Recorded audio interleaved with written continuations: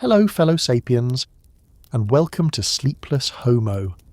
This is your quiet corner of the internet where you can let your mind slow down.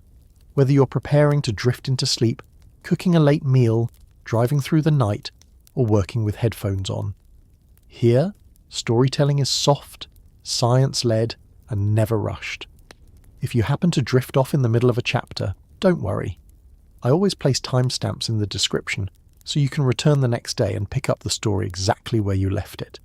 Because this is a channel for full journeys from beginning to end, where every piece matters. If you appreciate this kind of a long-form science, calm, careful, and humble enough to admit we don't always have the answers, then please consider liking and subscribing. That small action helps this quiet style of education reach others who might be looking for the same pause and the same comfort in a loud world. I also love hearing how you use these stories. Do you listen before bed, while showering or studying, or maybe in another time and place entirely? Share it in the comments. It always helps me imagine the strange little ways this channel fits into your life. And as always, stay curious, stay calm. Now, let's begin tonight's story, the complete deep sea story from marine snow to monsters.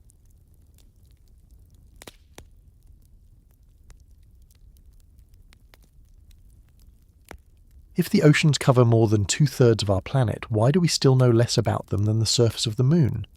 It is a strange contradiction. We live on a world defined by water, and yet the great oceans remain largely mysterious, as if they were set aside as Earth's final frontier. When astronauts first looked back at Earth from orbit in the 1960s, they saw not a green planet but a blue one, wrapped in oceans so vast that continents seemed like scattered fragments. The sea is not a feature of Earth. It is the dominant environment, and yet, for most of human history, we have only skimmed its surface. The scale itself is disorienting. More than 99% of all habitable space on our planet is found in the ocean. Every mountain, valley, and forest you can see from a plane window is only a narrow strip compared with the living volume beneath the waves. But of that enormous space, scientists estimate we have directly explored less than 1/10. We have better maps of the highlands of Mars than we do of the ocean floor. Whole mountain ranges lie hidden under salt water, only dimly sketched by sonar and satellite. Even in the 21st century, every deep-sea expedition risks stumbling upon something no one has ever seen. The world we take for granted is, in reality, still uncharted. The story of how we have tried to approach the sea is as much about human limitations as it is about discovery. For most of our species' history, we were confined to the shorelines, making cautious ventures out on rafts, dugouts, or canoes. By the 15th and 16th centuries, during the great age of European exploration, sailors began to extend their reach across the open oceans. These voyages changed human history, but they did not unlock the depths. Mariners stayed on the surface, clinging to their fragile ships while the world below remained invisible. A sounding line with a lead weight was about as far as exploration went. It could tell you the depth of coastal shallows, but nothing of the vast mid-ocean basins. To them, the sea was a dangerous highway, not a place to study. It was not until the 18th century that the ocean started to be examined systematically. Explorers like James Cook carried naturalists on board, tasked with cataloguing the creatures of the surface and shore. They noted birds, fish, corals, shells, and the play of currents. But again, what lived deeper down remained hidden. When naturalists dredged the seafloor with nets, most of what they hauled up came back broken or unrecognisable. Some even argued that life could not exist in the deep. The assumption was simple.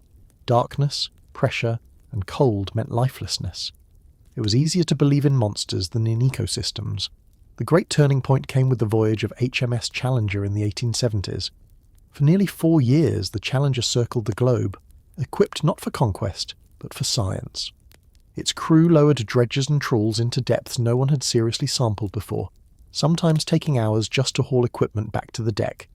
They discovered thousands of new species, mapped the first outlines of mid-ocean ridges, and measured the great abyssal plains. The Challenger showed beyond doubt that the deep ocean was not barren.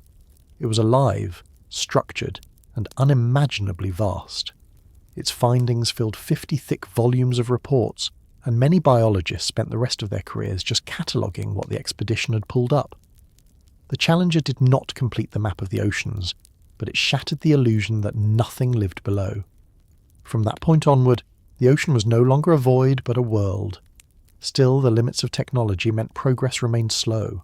Even in the early 20th century, exploration relied on dredges, nets, and the occasional diver limited to a few dozen meters. But then in 1930, off the coast of Bermuda, 2 men in a steel ball called a bathysphere were lowered more than 600 meters into the dark. William Beebe, a naturalist, and Otis Barton, an engineer, had built the contraption themselves, a thick sphere with a tiny window and a cable linking them to the surface. They had no engine, no steering, only a slow winch lowering them down into the black. What they saw through that tiny window stunned them. Living creatures glowing with their own light, fish of bizarre shapes and sizes, forms no one had ever imagined. Beebe later tried to describe them in words, but often he had no vocabulary. The bathysphere cracked open a door and showed that the deep ocean was stranger than even myths had suggested. By the middle of the 20th century, technology had advanced further. Sonar, developed in wartime to track submarines, began to reveal outlines of the seafloor. What had once been guessed as flat plains turned out to be sculpted with trenches, ridges, and undersea volcanoes. Geologists realized the ocean floor itself was moving, spreading, and consuming itself in trenches, evidence that became the foundation of plate tectonics. The deep ocean was not just a biological frontier but also a geological one. It was the machine room of the planet, recycling crust, venting heat, and storing the carbon and oxygen balances that keep Earth habitable. And yet, even with submarines, submersibles, and satellites, we remain outsiders. When we do visit the deep sea, it is usually in short bursts, hours at most. The longest human stay in a submersible at depth is measured in days, not months. Machines can linger longer, but the ocean is corrosive, crushing, and restless. Technology fails quickly there. In a sense, our glimpses remain like quick flashes of lightning on a vast landscape, illuminating small corners while leaving most in darkness. The irony is that the ocean shapes everything we do. It governs the climate by absorbing heat and circulating it across the globe. It draws in carbon dioxide, buffering us from even faster warming. Its currents dictate where storms form, how fisheries thrive or collapse, and how coastlines shift. Without the sea, Earth would not be the planet we know. And yet our knowledge of its internal workings is patchy. We model currents on supercomputers but still struggle to predict how they will shift over decades. We can track hurricanes, but the underlying drivers of ocean heat remain elusive. For all our satellites, much of the ocean floor is still more poorly mapped than the surface of the Moon, which was charted in detail decades ago. This ignorance is not for lack of trying. Oceanography has become one of the most interdisciplinary sciences on Earth, blending physics, chemistry, biology, and geology. Instruments now ride the currents like drifting buoys, sending back signals by satellite. Deep-sea rovers crawl along the bottom, cameras strapped to their frames. Fibre optic cables stretch across ocean basins and sometimes double as seismographs, detecting tremors on the seafloor.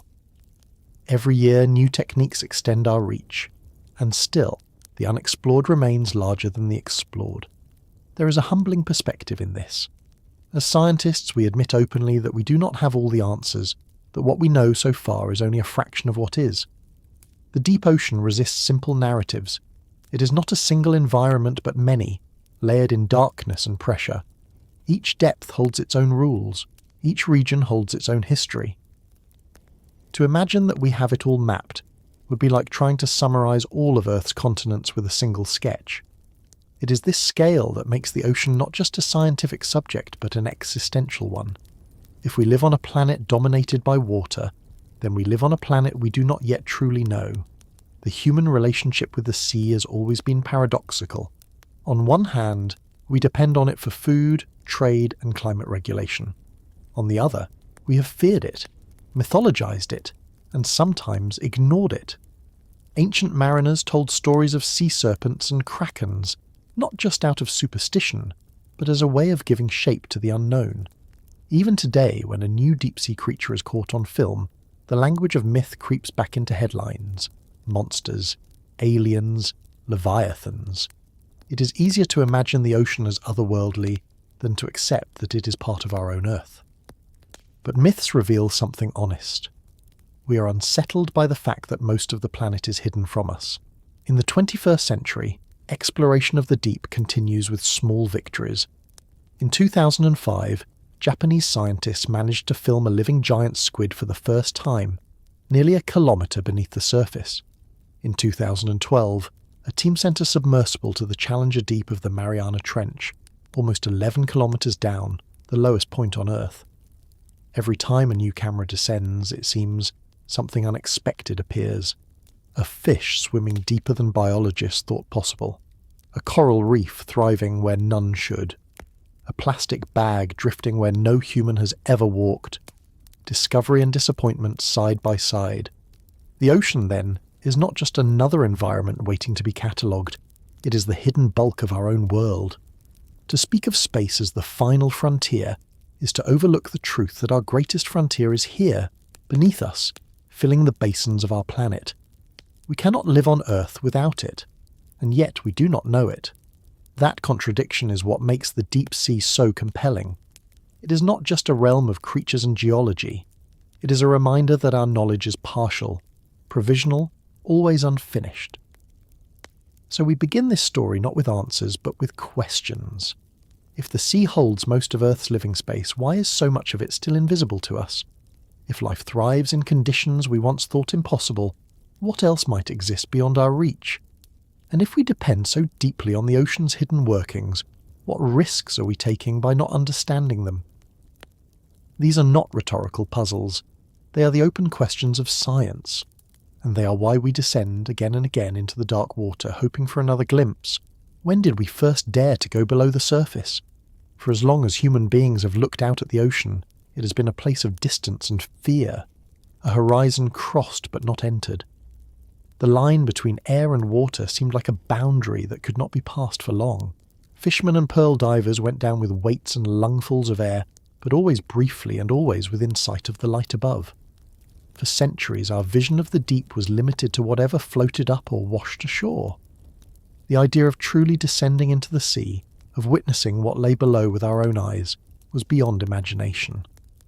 That began to change in the 19th century, when a series of slow, cautious steps began to transform the ocean from mystery into a subject of science. The mid-19th century was an age of measuring. Empires were mapping the land with ever greater precision, charting rivers, mountains and borders. But at sea, knowledge remained thin. Mariners knew the coasts, the shipping lanes and the hazards of reefs, but the vast spaces in between were blank. The practical tool for exploring depth was still the sounding line, a rope weighted with lead, dropped until it struck bottom. It was a crude method. The line might drift with currents, and the weight could only sample the narrowest spot on the seafloor. The ocean remained uncharted, both biologically and geographically. The very notion that life might exist in the great dark depths was disputed. Some scholars argued that beyond a few hundred fathoms there could be nothing, for pressure and absence of light would make life impossible. The turning point came in the year 1872 with the launch of HMS Challenger, a refitted British warship sent not to fight, but to explore. For 4 years, Challenger circled the globe, from the icy waters of the Antarctic to the warm tropics.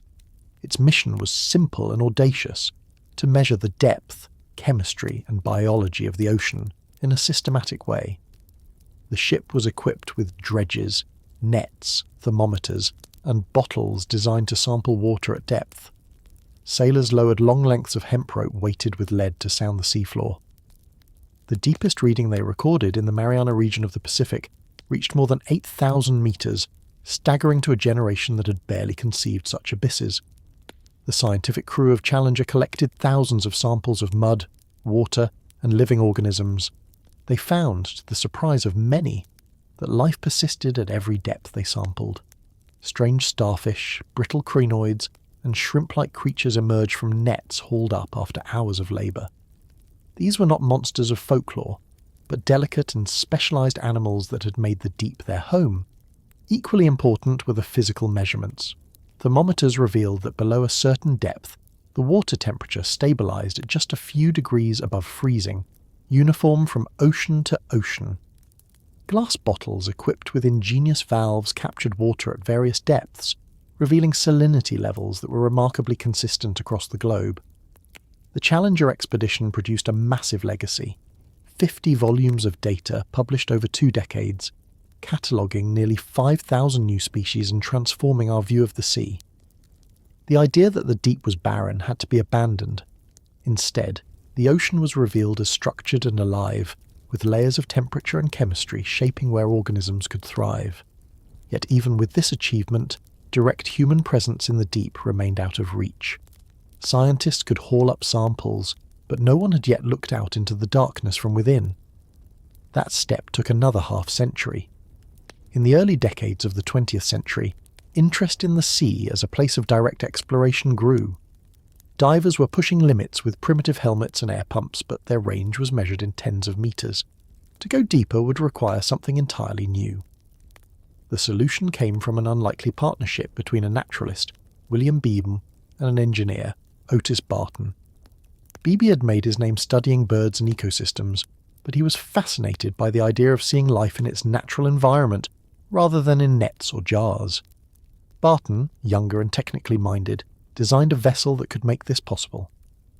Their invention was the bathysphere, a steel sphere just large enough to fit 2 men crouched inside. The walls were thick enough to withstand the crushing pressures of the deep, with small quartz windows barely larger than a fist. Oxygen was supplied by cylinders, carbon dioxide was absorbed by canisters of soda lime, and communication to the surface ran along the same cable that lowered them down. It was a primitive and risky machine, but it represented humanity's first attempt to truly descend into the deep as observers rather than collectors. In 1930, off Bermuda, Beebe and Barton began their dives. At first, they went down just a few hundred meters, still within the twilight zone where traces of sunlight lingered. But each dive pushed deeper, and by 1934 they had descended to more than 900 meters, further than any human being had ever gone below the surface. Through the tiny windows, Beebe described creatures glowing with their own light, fish with luminous spots and transparent bodies. He saw shapes that defied classification, animals so fragile they could never have survived the nets. He compared some of them to lanterns, others to ribbons of living glass. Some of his descriptions remain controversial, since no specimens were collected, but what mattered was the revelation that the deep was not a void, but a world of light and strangeness. The bathysphere dives captured the public imagination. Newspapers followed each descent, publishing Beebe's accounts as if they were dispatches from another planet. To many readers, the idea of humans suspended inside a steel ball staring into the darkness at glowing creatures was as fantastic as any science fiction. Yet behind the spectacle was a serious step for science. For the first time, direct observation joined indirect sampling. Scientists could begin to ask not just what lived below, but how these creatures moved, glowed, and interacted. The deep ocean began to feel less like an abstract abyss, and more like a living environment. Alongside these dramatic descents, quieter but equally important progress was being made.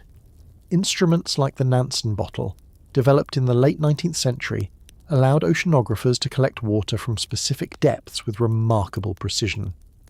These bottles, lowered on long lines, could be triggered to close at the desired depth, trapping a sample that revealed temperature, salinity, and sometimes even dissolved gases.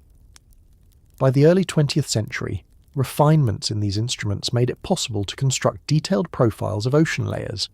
Scientists discovered thermoclines, the sharp boundaries where warm surface water gave way to cold deep water. They traced currents not by sight but by the chemistry of the water itself, linking polar origins to equatorial depths. These measurements laid the foundation for understanding the great circulation of the oceans, the slow conveyor belts of cold, dense water that sink in polar regions and creep along the abyssal plains for centuries before rising again. Though invisible, these currents regulate the planet's climate and carry nutrients to sustain life. The bathysphere dives may have captured the imagination, but the bottles and thermometers were quietly revealing the machinery of Earth's largest system. Taken together, the 19th century voyage of Challenger and the early 20th century bathysphere descents mark the first true chapter of undersea exploration. One was broad and systematic, dredging and sampling across the globe. The other was personal and immediate, a pair of humans staring into the dark. Both revealed that the ocean was not empty. It was layered, alive, and complex. They showed that to understand it, we would need both instruments and imagination, both measurement and vision. But for all this progress, the limitations remained stark. The Challenger had mapped only fragments of the seafloor, leaving vast areas untouched. The bathysphere had no mobility, only a cable lowering it like a weight. The ocean still resisted our presence. It was as if it allowed us only glimpses, flashes of understanding, while keeping most of its secrets hidden. And that raises the haunting question that still echoes today. If after centuries of effort and ingenuity, we have only barely begun to see the ocean as it is, how much remains beyond our reach? What forms of life, what processes of the Earth itself continue unseen beneath the pressure and darkness? The first descents were only the beginning, a reminder that the greatest part of our own planet is still a frontier. How do we divide something so vast and invisible into zones we can study? When you look out across the surface of the ocean, the water seems seamless, an unbroken expanse stretching to the horizon. But the moment you begin to descend, whether in imagination or by measurement, it becomes clear that the sea is not uniform at all. It is structured, shaped by physics and light, by temperature and pressure. To make sense of a world that stretches from the sunlit shallows to trenches deeper than the height of Everest, scientists needed to create a framework, a way of dividing the ocean into layers of depth. These are not arbitrary names, but boundaries born from measurable change, lines drawn where sunlight fades, where temperatures stabilize, where pressure mounts beyond comprehension. They are the architecture of the deep. The uppermost layer is called the epipelagic zone, but it is often simply referred to as the sunlight zone. It extends from the surface down to roughly 200 meters, though the exact limit can shift with water clarity, seasons, and latitude. Here, light still penetrates strongly enough to power photosynthesis, the process by which plants and microscopic phytoplankton convert sunlight into chemical energy. This is the reason the sunlight zone contains almost all of the ocean's visible green and blue life, as well as the base of the marine food web. Temperatures in this upper layer are variable, shifting daily and seasonally, warmed by the sun and cooled by winds and currents. Pressure here is still familiar to us. Divers can visit parts of it with equipment, and submarines can glide through it without extraordinary reinforcement. If the ocean were a forest, this would be the canopy, bright and full of activity.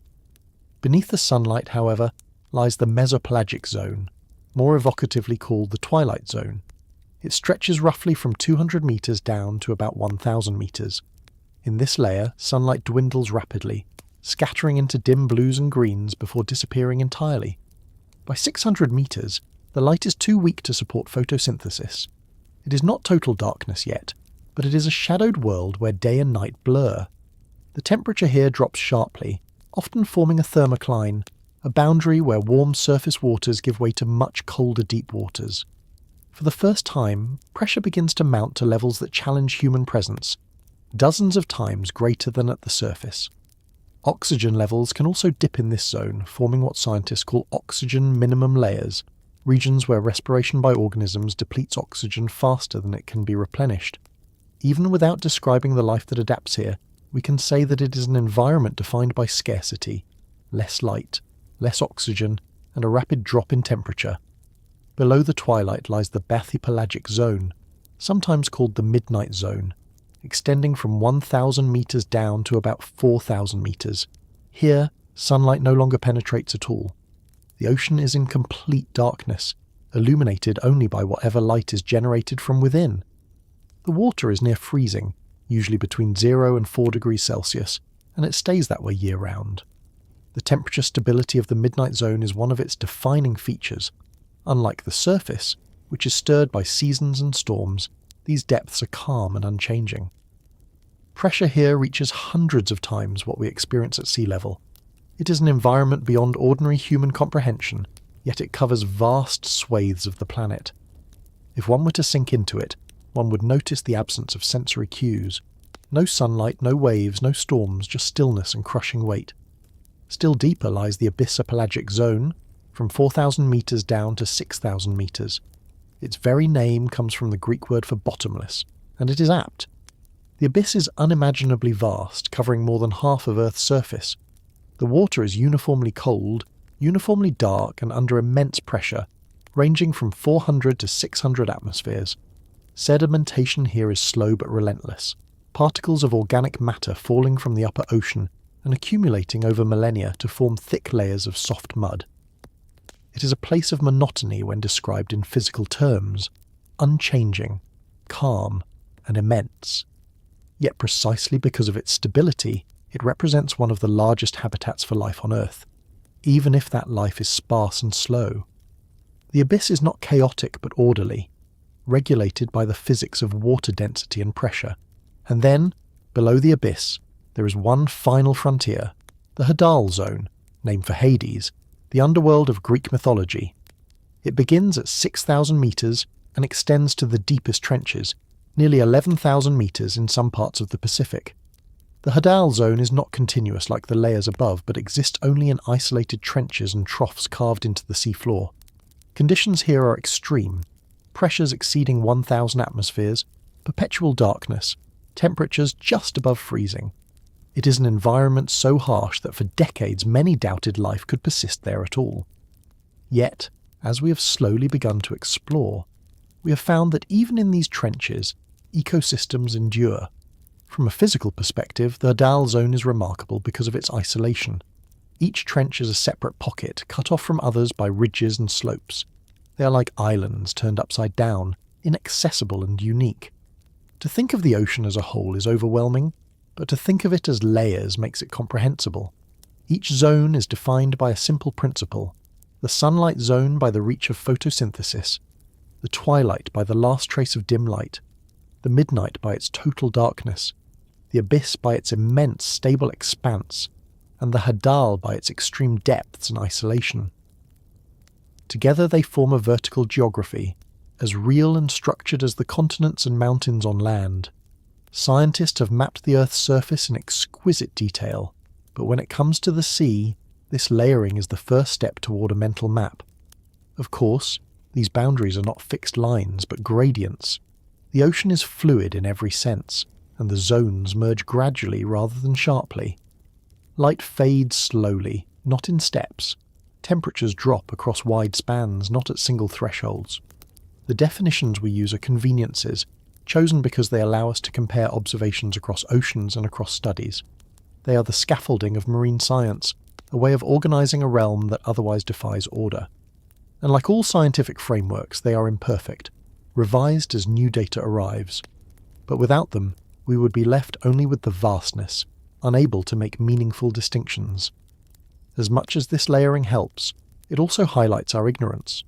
We can name the zones, describe their temperatures, pressures, and oxygen levels, and trace their boundaries, but we have explored only small fragments of each. Less than 1/10 of the ocean floor has been mapped with high resolution. Only a handful of trenches have been visited directly. The vast majority of these zones remain out of reach, even in an age of satellites and robotics. To study them is to accept that we are glimpsing only edges and samples, not the whole, and so the haunting question lingers. When we divide the ocean into layers of darkness, are we simplifying it enough to understand, or are we blinding ourselves to complexities we cannot yet see? Does the structure we impose reflect the true architecture of the deep, or is it merely the best picture we can form until technology takes us further? Like maps of early continents, these layers may someday appear crude, replaced by subtler divisions based on currents, chemistry, or unseen ecological boundaries. For now, though, they are the clearest way we have to imagine the sea as more than a single unbroken void, a reminder that even in darkness there is order, and even in immensity there are patterns waiting to be known. What lives in the first 200 meters where light still reigns? This layer, the epipelagic zone, is the surface of the ocean as most of us imagine it. Sparkling waves, shifting blues and greens, and shoals of fish darting in the sun. But beneath the beauty lies a system of staggering importance, one that quietly sustains almost all other marine life and even shapes the very atmosphere we breathe. If the deep ocean is a realm of mysteries and shadows, The surface zone is where sunlight writes its influence most clearly, fueling the processes that make the sea and Earth itself habitable. The story begins with organisms so small they are invisible to the naked eye, phytoplankton. These drifting, single-celled organisms capture sunlight and carbon dioxide to make sugars through photosynthesis, releasing oxygen as a byproduct. Collectively, phytoplankton generate more than half of the oxygen in our atmosphere, a contribution far greater than that of all forests and terrestrial plants combined. Some estimates suggest that roughly 7 out of every 10 breaths you take originated here, in the microscopic green factories of the upper ocean. Their abundance fluctuates with seasons, currents, and nutrient availability, forming blooms that can stretch for hundreds of kilometers, visible from space as swirling green patches. These blooms are not just biological spectacles, they are the foundation of the marine food web, feeding everything from tiny zooplankton to whales. Larger plants also anchor this sunlit world. Kelp forests, formed by giant brown algae, create some of the most productive marine ecosystems. They grow along coastlines where cold, nutrient-rich waters rise from the deep, often in places like California, Chile, or parts of northern Europe. A single kelp stalk can stretch more than 30 meters upward, forming underwater canopies that sway in the current. Within these forests, sea otters hunt for urchins, fish weave between fronds, and countless invertebrates cling to the holdfasts that root kelp to the seafloor. For humans, kelp is not only ecological but practical.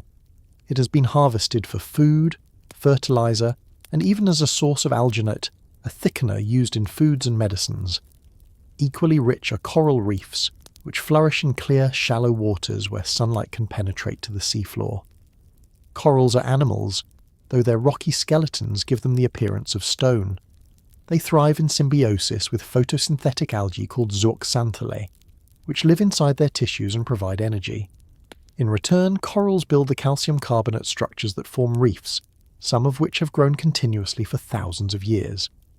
These reefs cover less than 1% of the ocean floor but host more than a quarter of all known marine species. The colours and forms that divers encounter, branching staghorns, brain corals, and vast fan corals, are evidence of the diversity made possible by sunlight, clear water, and intricate ecological partnerships.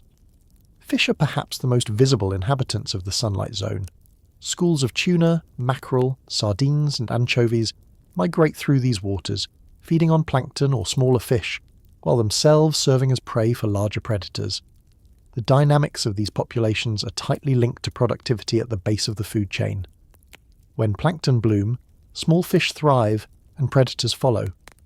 When currents shift or pollution disrupts these cycles, the impacts ripple upward, altering entire food webs. It is no coincidence that human fisheries concentrate their efforts here, in the zones where sunlight drives abundance. More than 80% of global fish catches come from the epipelagic, often targeting species that school densely near the surface. But the influence of this zone extends far beyond ecology. Physically, the sunlight warms surface waters, creating layers of stratification that affect global climate. Warm upper waters resist mixing with colder layers below, trapping nutrients at the surface in some places while limiting them in others. Oceanographers track these variations with satellites, measuring surface temperatures that reflect processes from El Niño events in the Pacific to the annual monsoon cycles of the Indian Ocean. Changes in surface productivity can alter weather patterns, fisheries, and even carbon cycles, linking the shallow ocean directly to human economies and livelihoods. Yet for all its vibrancy, the sunlight zone is also fragile. Coral bleaching, driven by rising sea temperatures, expels the algae from coral tissues, leaving reefs pale and starved. Overfishing has depleted stocks of tuna and other predators, unravelling the delicate balance of food webs. Pollution from plastics, fertilizers, and oil spills enters primarily through this upper layer, where human contact with the ocean is most intense. Microplastics, invisible fragments from degraded waste, now mingle with plankton in nearly every corner of the sea, raising questions about how deeply our influence permeates.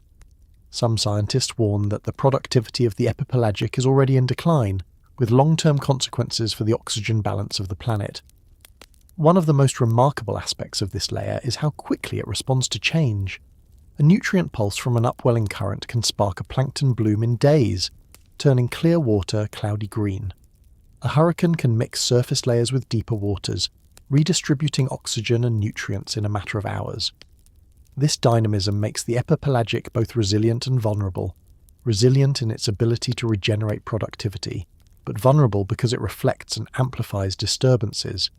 It is a mirror for the health of the planet itself. The scientific study of this layer is both old and new. Early sailors could see kelp beds and coral reefs directly, noting their extent long before modern instruments. Microscopes revealed plankton in the 17th century, astonishing observers with the idea that invisible organisms rule the sea. Today, satellites and autonomous floats extend our vision, tracking chlorophyll concentrations and water chemistry across global scales. But even with such tools, there is much we do not understand. The diversity of phytoplankton alone, with thousands of species adapted to different niches, remains only partly catalogued. The complexity of reef ecosystems, where chemical signals and symbiotic relationships interlock, continues to surprise us. The epipelagic is often taken for granted because it is the part of the ocean we can see. Tourists snorkel above reefs, fishermen cast lines, and cargo ships traverse its surface, yet it is also the most critical layer for life as we know it. Without the oxygen production of plankton, the ecological engineering of corals, or the nutrient cycling of kelp, the entire planetary system would be impoverished. For all its accessibility, this sunlit surface remains a frontier of knowledge, demanding humility in the face of its complexity. And so we return to the question, what truly lives in the first 200 meters where light still reigns? We can answer with lists, plankton, kelp, corals, fish. But the deeper answer is that this zone is life's laboratory, where energy from the sun enters the ocean and sets the stage for everything below. It is where cycles of carbon, oxygen and nutrients begin. It is where ecosystems flourish, but also where human pressures bite first and hardest.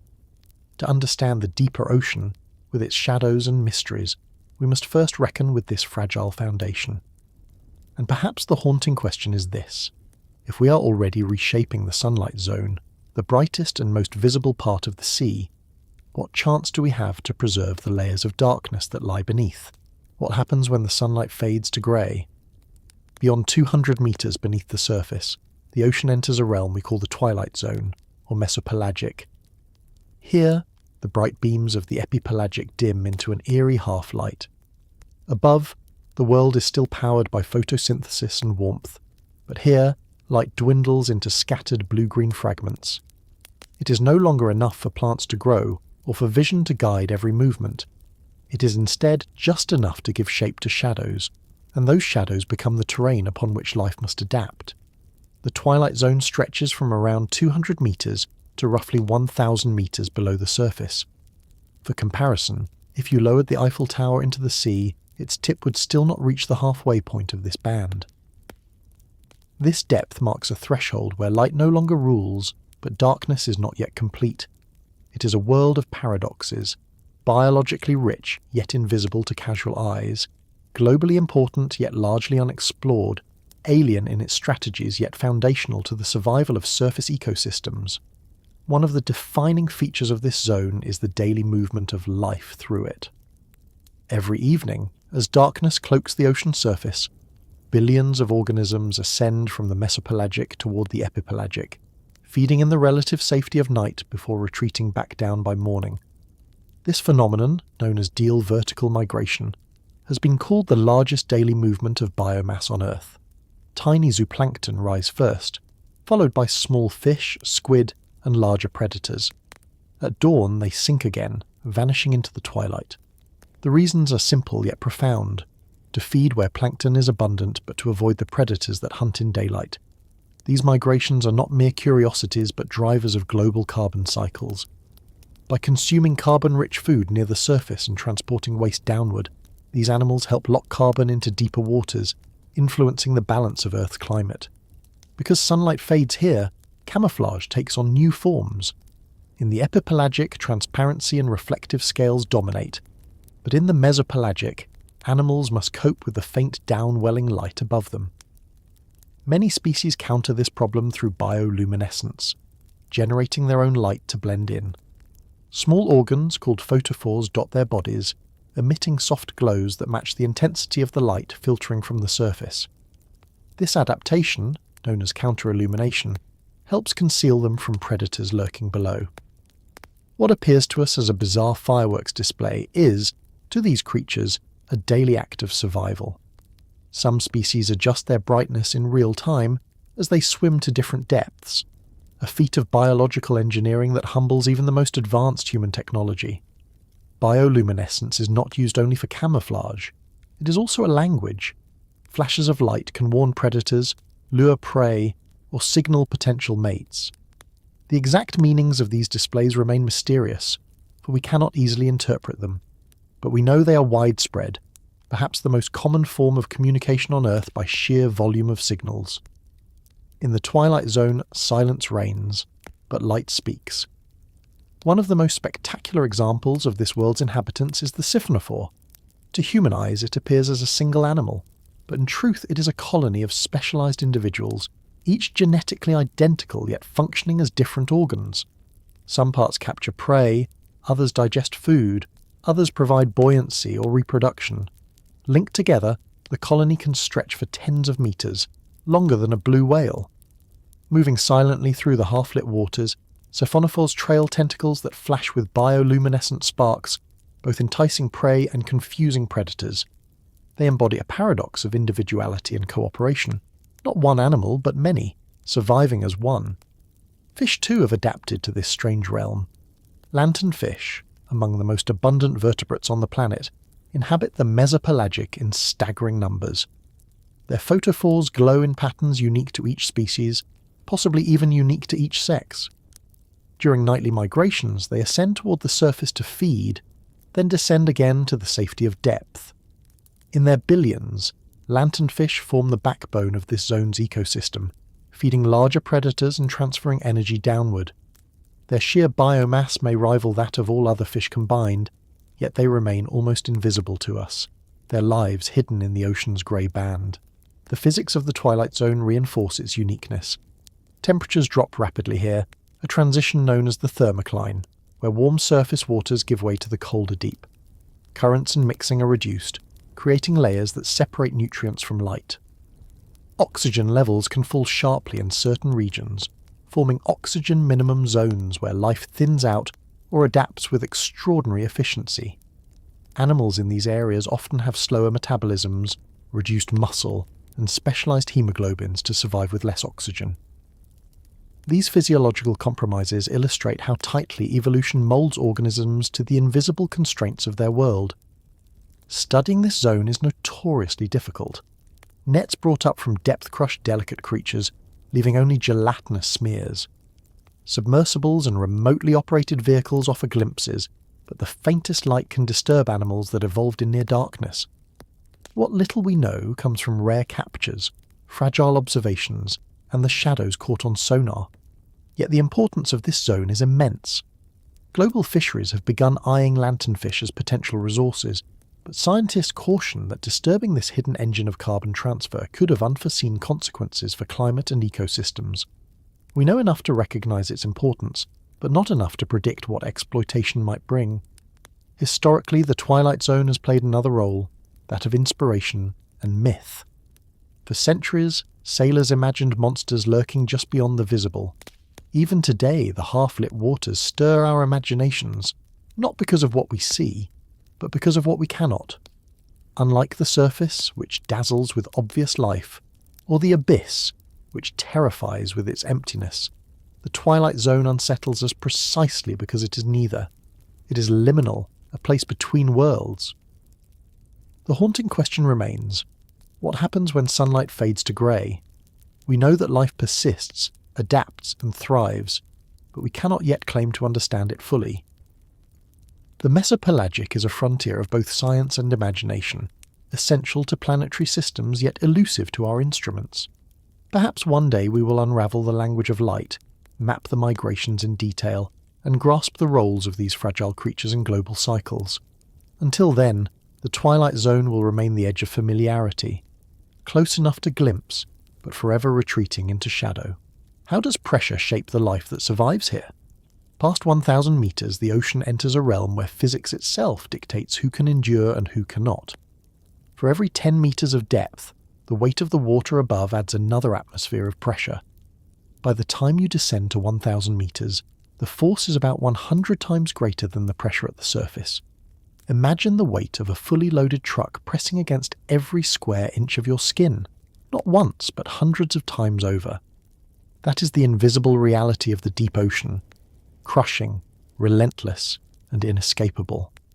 Yet life continues to exist here, and to thrive, though never on terms we would find familiar. Humans have always had a difficult relationship with this fact. At the surface, we are adapted to a single atmosphere of pressure. Even shallow dives of just a few dozen meters constrain our physiology.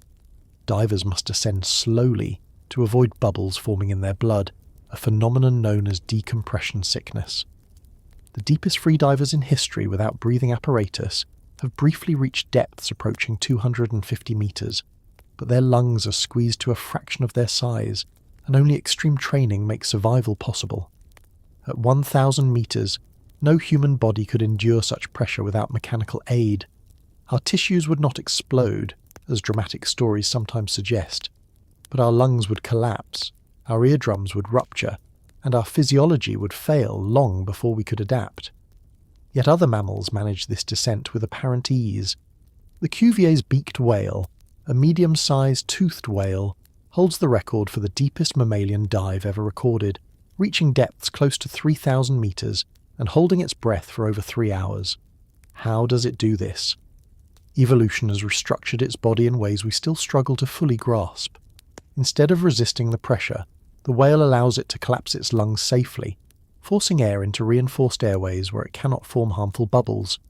Its ribs are flexible, its chest cavity compressible. Blood is redirected away from non-essential organs to preserve oxygen for the brain and heart. Its muscles are loaded with myoglobin, a molecule that binds oxygen more efficiently than hemoglobin in blood, storing a reservoir that can be drawn upon during long dives. What would kill a human is routine for these whales, not because pressure is eliminated, but because their bodies yield to it in ways ours cannot. Technology provides another lens through which to appreciate these extremes. In the early 20th century, submarines designed for warfare rarely exceeded depths of a few hundred meters before the risk of implosion became fatal. The materials could not withstand the crushing forces. As metallurgy and engineering advanced, submarines capable of reaching 800 meters were built, though even these military giants skirted the edge of their structural limits. The hulls must be spherical or cylindrical to distribute pressure evenly, and even then the metal flexes slightly with every descent, groaning under forces invisible to the eye but catastrophic if miscalculated. Each extra 100 meters requires not a small adjustment, but an exponential leap in design strength and safety. The same physics governs deep-sea submersibles used in exploration. The bathysphere of William Beebe and Otis Barton in the 1930s was a steel sphere lowered by cable into the ocean. Its thick walls were designed to resist pressure down to 1,000 meters, and within that narrow space, 2 men peered through tiny windows at a realm no human had seen before. They were acutely aware that a flaw in the steel or a crack in the glass would mean instant death. Their lives balanced against the crushing patience of the deep. Later, the bathyscaphe Trieste in the 1960s pushed technology further, using a gasoline-filled float for buoyancy and a pressure sphere of thick steel to carry 2 men down into the Mariana Trench. The engineering solutions were all designed to resist or escape the problem of pressure, yet each remained a compromise. Marine life in these depths takes a different path. Rather than build shells or armour to withstand crushing forces, many organisms adapt by eliminating air-filled cavities altogether. Fish in the twilight and midnight zones often lack swim bladders, the gas-filled sacs that provide buoyancy at shallower depths. Instead, their bodies achieve neutral buoyancy through oils, fats, and specialized proteins.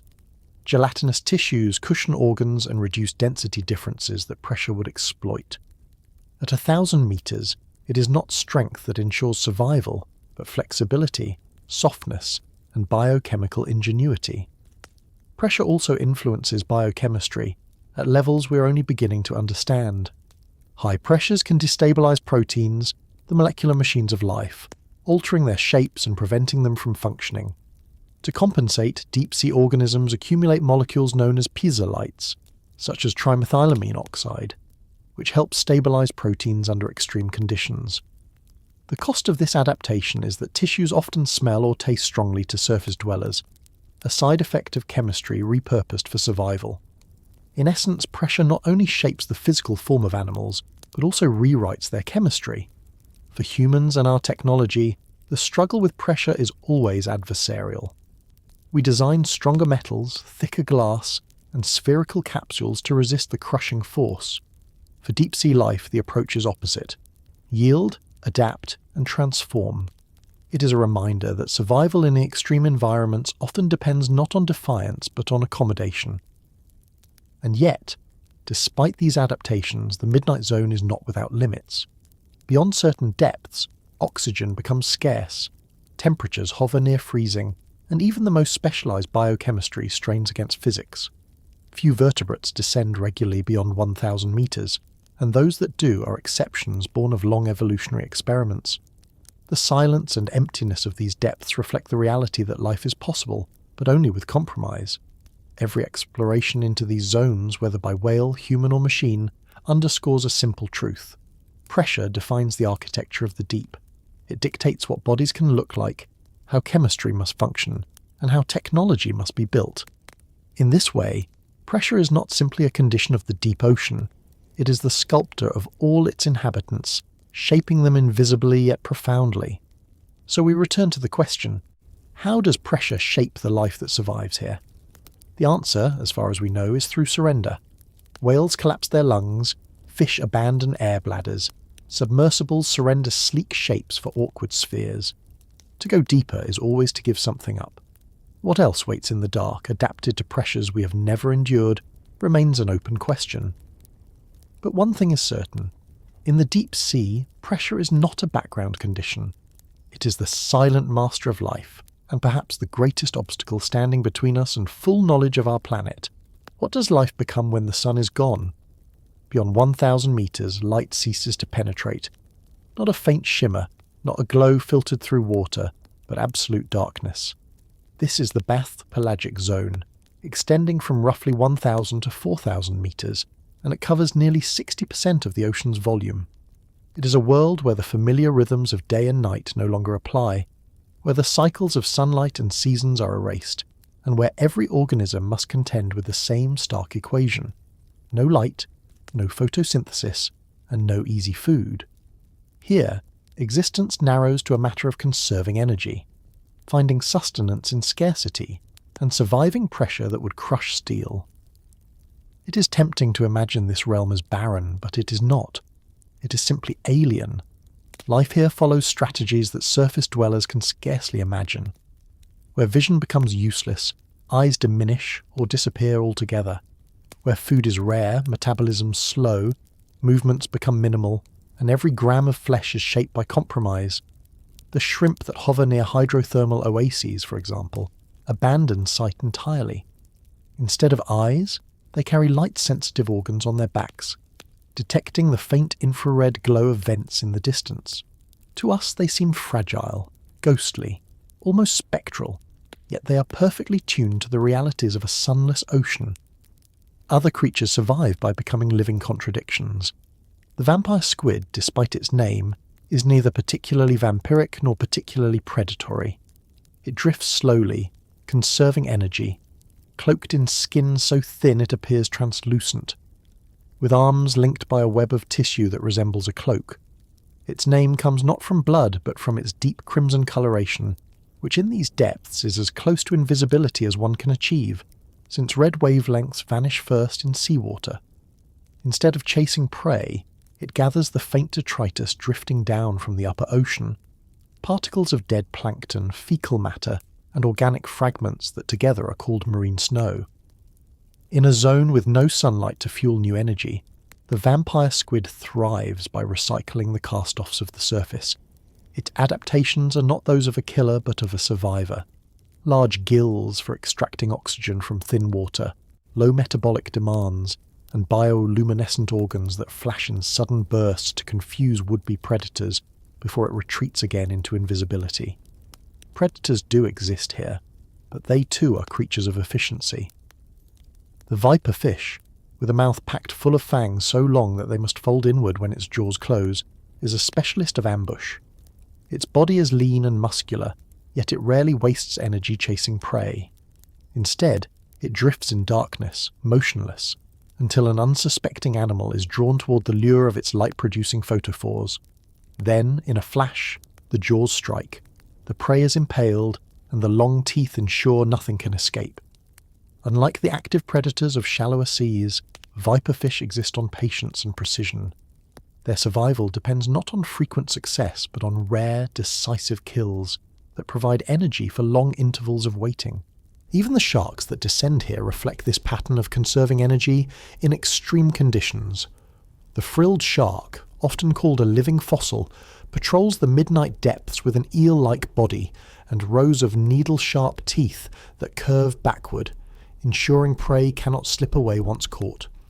Its movement is slow, almost serpentine, and its strategy is not one of speed, but of sudden lunges when opportunity arises. It can go long stretches without feeding, its metabolism adapted to famine.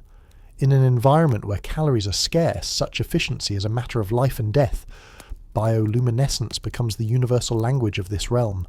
Without sunlight, creatures invent their own light. Some use it to lure prey, some to signal mates, some to startle predators. But even these displays are restrained, fleeting bursts designed not to waste energy. Every flash is a gamble between attracting what one hopes for and attracting what one fears.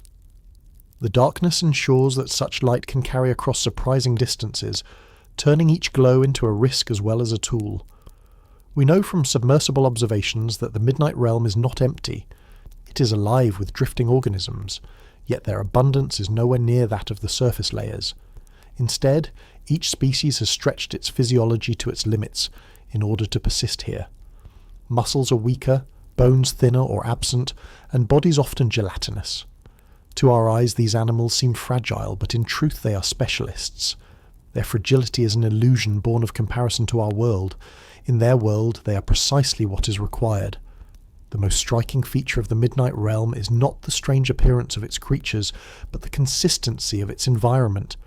Temperatures hover just above freezing, currents are weak, and storms from the surface never reach these depths. For animals here, change is minimal. There is no dawn or dusk, no seasonal variation, only eternal darkness. Life here is not a story of adapting to constant shifts, but of fine-tuning to a near-constant void. Reproduction slows to match this stillness, with many species growing and breeding at glacial paces compared to their shallow-water relatives. Energy that might otherwise go into rapid growth is instead invested in endurance. Our knowledge of these animals comes largely from brief glimpses. Submersibles can descend for hours, but the cost and danger limit how often this is attempted. Many of the species we know from the Midnight Realm have been hauled up accidentally in trawls, their bodies distorted by pressure changes. Some, like the vampire squid, have been observed alive in aquaria, but they rarely survive long outside their environment. What we see are fragments of a world we cannot truly inhabit. And so, when we ask what life becomes when the sun is gone, the answer is both simple and profound. Life becomes slower, darker, more patient. It shifts from abundance to scarcity, from speed to endurance, from sight to bioluminescence. It survives not by defying the environment, but by embodying it, becoming creatures that seem strange only to us. But the haunting question remains: how much of this world have we yet to see? For every vampire, squid or viperfish we know, how many others drift in the black water, unseen and unrecorded, living out entire lifetimes in a darkness we have only brushed against? The Midnight Realm reminds us that Earth's greatest wilderness is not on land but beneath the waves, and that much of it remains beyond the reach of our eyes. What if survival meant moving as little as possible?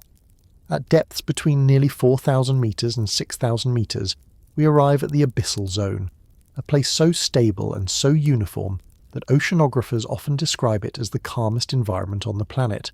It is a world without sunlight, without weather, without seasons. Temperatures hover just above freezing year-round. Currents are weak. Storms from the surface never penetrate this far. and the sediment that carpets the bottom builds slowly, millimetre by millimetre, over unimaginable spans of time. The abyssal plain is vast, covering more than half of the Earth's surface, yet it is one of the least explored landscapes we know. This plain is not flat in the way a table is flat, but in the sense of geological quiet. Mountains and ridges do exist, but they rise from expanses so broad that they appear endless. Imagine walking across a desert where the horizon never changes. Only here the ground is composed of fine mud, enriched with organic particles that have drifted downward for weeks or months before settling. Some of this material is the so-called marine snow, though here it no longer looks like snow but like dust compacted into ooze. Much of the seafloor at these depths is blanketed by this ooze, sometimes kilometres thick, a record of millions of years of slow accumulation. Each layer contains microfossils of plankton and fragments of shells, a quiet geological diary of Earth's climate and ocean chemistry, written grain by grain. Because life in the abyssal zone depends almost entirely on this thin rain of organic matter, it moves slowly, eats slowly, and grows slowly. The scarcity of food imposes a kind of discipline on every living thing. Creatures here cannot afford to chase prey constantly, nor can they waste energy on displays. Instead, they adopt strategies of patience, ambush, or scavenging. Many animals live close to or on the bottom itself, feeding on detritus in the mud, or waiting in stillness for something edible to drift within reach. Their bodies tend to be gelatinous or weakly muscled, since powerful muscles are not required when both prey and predator move with the pace of a drifting shadow. One of the most endearing inhabitants of these depths is the Dumbo octopus. Named for the rounded fins on its mantle that resemble the ears of a cartoon elephant, this octopus seems almost whimsical as it flaps gently through the water.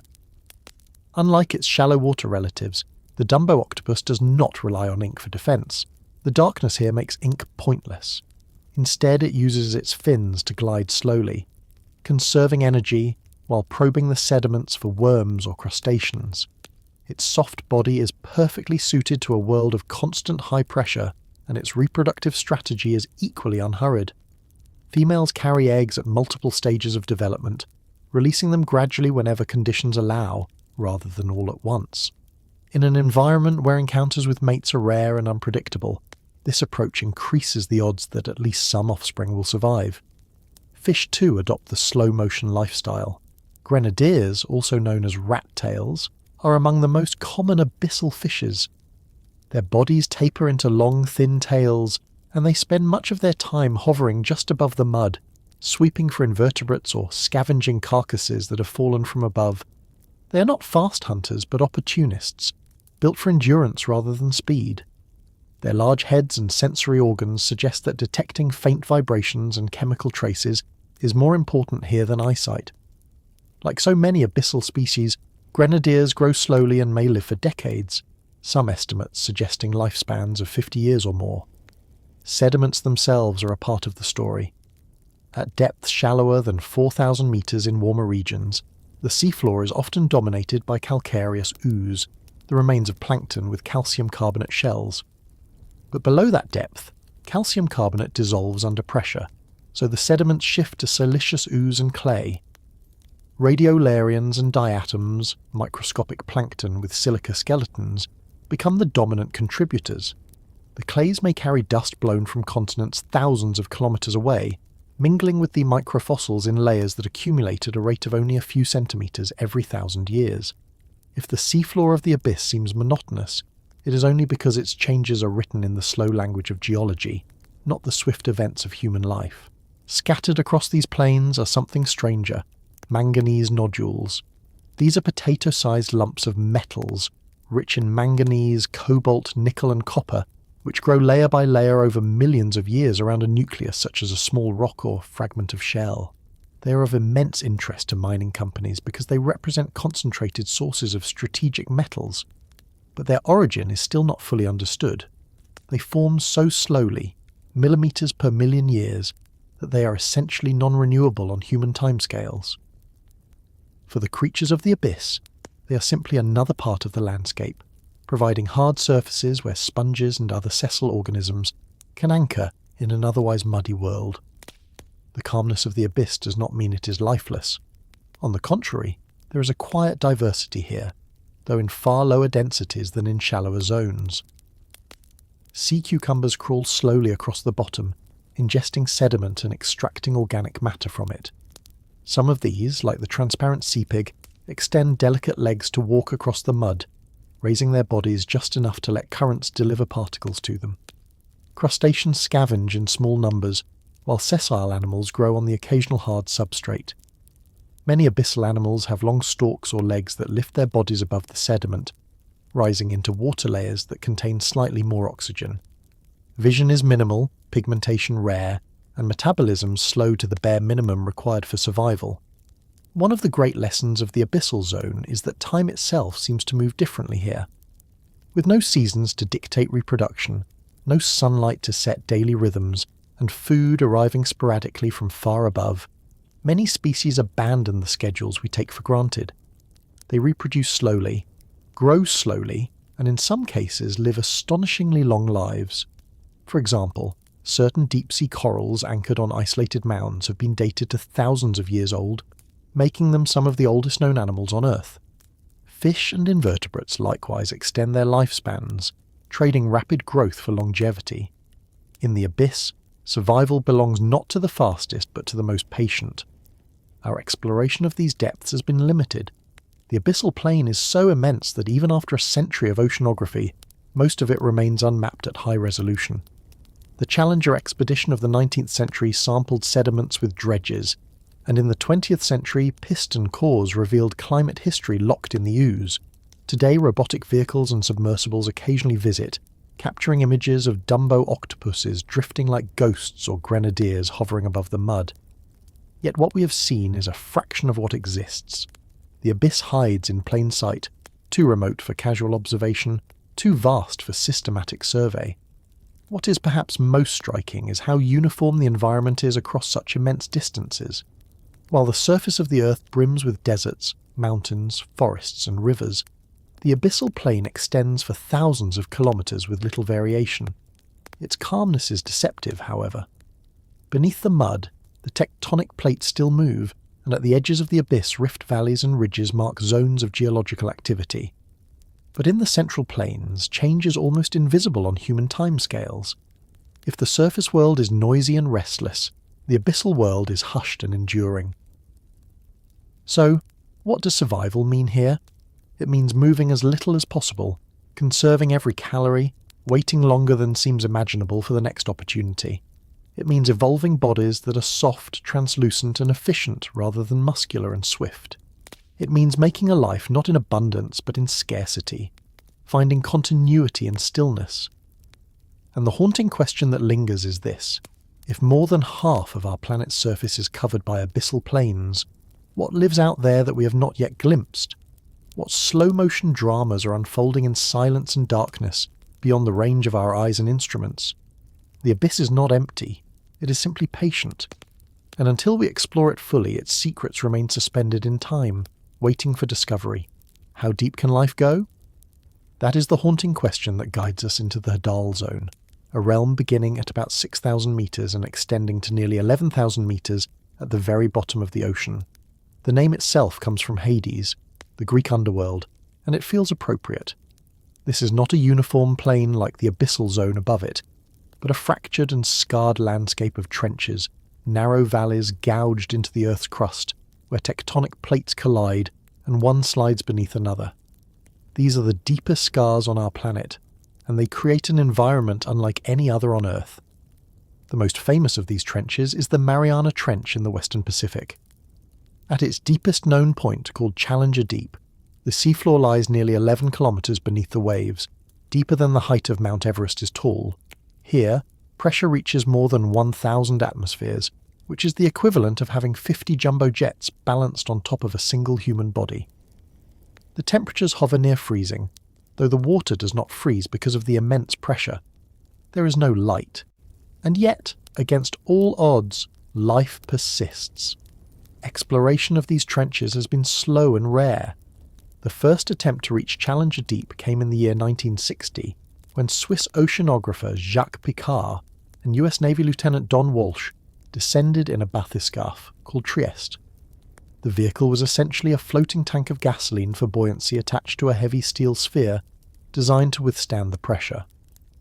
The descent took nearly 5 hours, and the two men reported that at the bottom they saw what looked like flatfish, or some kind of benthic animal stirring on the seafloor. Their observation was later debated, since fish had not been expected to survive such extremes, but their presence down there changed the way scientists thought about life in the deepest trenches.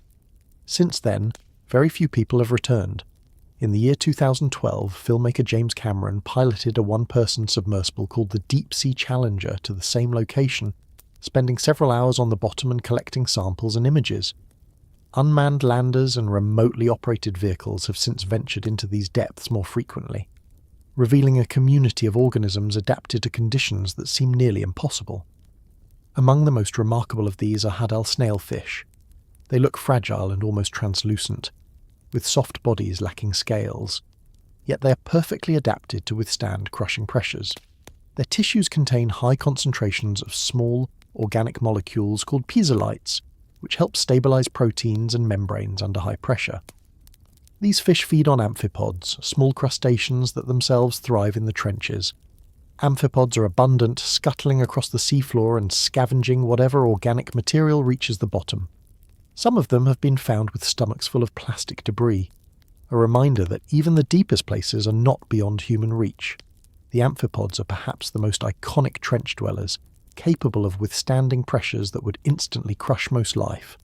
They have adapted by having flexible exoskeletons reinforced with unusual minerals, and by adjusting their biochemistry so that enzymes still function in conditions that would normally destroy them. The abundance of amphipods provides the base of the food web for snailfish and other predators. What surprises many scientists is not just that these animals survive, but that they appear to thrive, filling ecological niches in numbers large enough to sustain predators. Trenches are geologically active, with steep walls and frequent landslides triggered by earthquakes. These disturbances send pulses of sediment down the slopes, redistributing nutrients and reshaping the bottom. Because the trenches are so isolated and extreme, they tend to harbour distinct communities. Populations in one trench may differ significantly from those in another, even if the two trenches are relatively close in distance. This isolation makes each trench a kind of island, a unique laboratory of evolution. Another discovery in recent decades is that microbial life is abundant even in the deepest trenches. Bacteria and archaea thrive in sediments and water columns, metabolizing compounds that would be useless to us. Some specialize in breaking down organic matter under high pressure. Others oxidize chemicals released from rocks, drawing energy from the very crust of the earth. These microbes form the invisible foundation of hadal ecosystems, sustaining amphipods and other scavengers. Human technology has had to advance dramatically to study these environments. Standard submersibles cannot withstand the pressure of the hadal zone. Engineers use titanium spheres, synthetic flotation foams, and specially designed cameras to survive the descent. Each expedition is a logistical feat, and each glimpse into the trenches feels like peering into an alien world. The data are still sparse, but they suggest that life not only exists, but has adapted in unique ways that challenge our understanding of biology. What is perhaps most humbling is that the trenches may still hide organisms unlike anything we've seen before. Every time new equipment is deployed, new species are recorded, whether small invertebrates, microbes, or variations of snailfish. Because so few expeditions have been made, and each one covers only a tiny patch of seafloor, it is likely that the majority of hadal biodiversity remains undiscovered. The trenches are also sites of chemical and geological interest. Sediments in these valleys act as repositories for organic carbon, trapping material that sinks from above. This carbon may remain buried for millions of years, influencing the global carbon cycle and climate. Studying these processes is difficult but crucial for understanding how Earth regulates itself over geological time. It is worth remembering that these trenches are not isolated curiosities but integral parts of the planet's tectonic system. They mark zones of subduction, where oceanic plates are forced beneath continental or other oceanic plates, recycling crust back into the mantle. They are therefore tied to earthquakes, volcanoes, and mountain building at the surface. To study the trenches is not only to study biology in extreme conditions, but to understand the deep machinery of the Earth itself. And yet, despite this scientific importance, we have mapped the trenches only in outline. Much of their detail is still unknown. Satellite altimetry provides a rough image of their shape, but only ship-based sonar can reveal them in true resolution, and so far only a fraction has been covered. When we say we know more about the surface of Mars than about the floor of our own ocean, it is especially true for these hadal regions. How deep can life go? So far, we know it can reach the bottom of Challenger Deep, nearly 11,000 metres down. Amphipods scurry there, microbes flourish, and snailfish glide slowly in near-total darkness. But the haunting question is whether this is the absolute limit. Could there be organisms living within the sediments even deeper, perhaps kilometres below the seafloor itself, where rock pores still hold water? Some geologists suspect that microbial life extends into the deep crust, making the biosphere larger than we ever imagined. If that is the case, then the true answer is not just that life can go deep. It may be that life never truly ends, only changes form with the conditions. For now, we remain humbled by what little we have seen. The trenches remind us that the Earth is still largely unexplored, its greatest depths holding secrets that resist easy discovery. They are the planet's underworld, where pressure and silence rule, where light has never reached, and where living things continue to surprise us. What feeds life in the dark when photosynthesis is gone? That is the question that frames nearly every mystery of the deep sea. Sunlight disappears within the first 200 metres, yet living creatures are found all the way down to trenches more than 10,000 metres below. The energy that sustains them comes in a form that is both fragile and persistent. A slow rain of tiny particles drifting downward through the water column. Scientists call it marine snow, and without it the deep ocean would be an almost sterile desert. The comparison to snowfall is not only poetic but surprisingly accurate. In the upper layers of the ocean, plankton bloom and die. Small animals excrete waste. Larger animals shed fragments of skin, mucus and eggs, and dust and soot from the atmosphere settle into the water. These diverse materials clump together into irregular flakes that sink slowly, sometimes taking weeks to fall from the surface to the bottom. To an observer floating in the water column, the scene is reminiscent of a snowstorm in slow motion, with white and brownish specks drifting endlessly downward. At first glance, the flakes seem too insubstantial to matter. Each particle is fragile and can be disrupted by turbulence or consumed by animals in the mid-water zones. Yet taken together, marine snow represents one of the most important ecological processes on Earth. It is the mechanism by which the carbon fixed by photosynthesis near the surface is exported to the deep, supporting entire ecosystems in regions where sunlight never penetrates. Without this downward transfer, the majority of the planet's biosphere would be left unfed. The composition of marine snow is diverse. Some flakes are built around the empty shells of diatoms or coccolithophores, phytoplankton that form intricate skeletons of silica or calcium carbonate. Others are aggregates of fecal pellets, tiny cylindrical packages produced by zooplankton and small fish that feed near the surface and then excrete as they migrate downward. Still others incorporate dust carried by winds from deserts, soot from fires, or microscopic bits of plastic from human activity. Whatever their source, these materials stick together through mucus secreted by phytoplankton or bacteria, creating flakes that grow larger as they fall and collide with one another. Some reach several centimetres in diameter, drifting down like oversized snowflakes in a winter storm. The sinking rate of marine snow varies depending on density and size. Some particles descend only a few metres per day, while heavier pellets can fall hundreds of metres in the same time. Along the way, they are intercepted by a variety of organisms in the twilight and midnight zones. Gelatinous zooplankton like salps and pyrosomes filter them from the water. Small crustaceans graze directly on the flakes. Even fish adapted to the midwater darkness will seize clumps of falling debris. Much of the snow is therefore consumed long before it reaches the seafloor, and what remains is a fraction of the original production at the surface. But even this fraction is enough to sustain life in the abyss. When marine snow finally does reach the ocean floor, it accumulates into a fine blanket of ooze. Over millions of years, this ooze can build to depths of several metres, covering roughly 3/4 of the seafloor. Its composition changes with depth and latitude. In regions shallower than about 4,000 metres, the ooze is often calcareous, rich in the remains of foraminifera and coccolithophores. In deeper waters, calcium carbonate dissolves before it can settle, and so the sediments are dominated by silicious remains of diatoms and radiolarians mixed with clays carried by currents. The result is a soft, uniform mud that records not only the biological productivity of the surface, but also the climatic and atmospheric conditions of past ages. Scientists use cores of this deep-sea ooze to reconstruct Earth's history.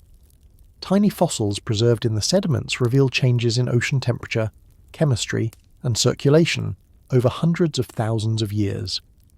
Layers of volcanic ash mark eruptions long forgotten on land. Even pollen grains and soot particles carried across continents can be found embedded in the ooze, silent witnesses to environmental shifts. Thus, marine snow is not only the sustenance of deep life, but also the planet's memory, a slow archive settling grain by grain into the abyss.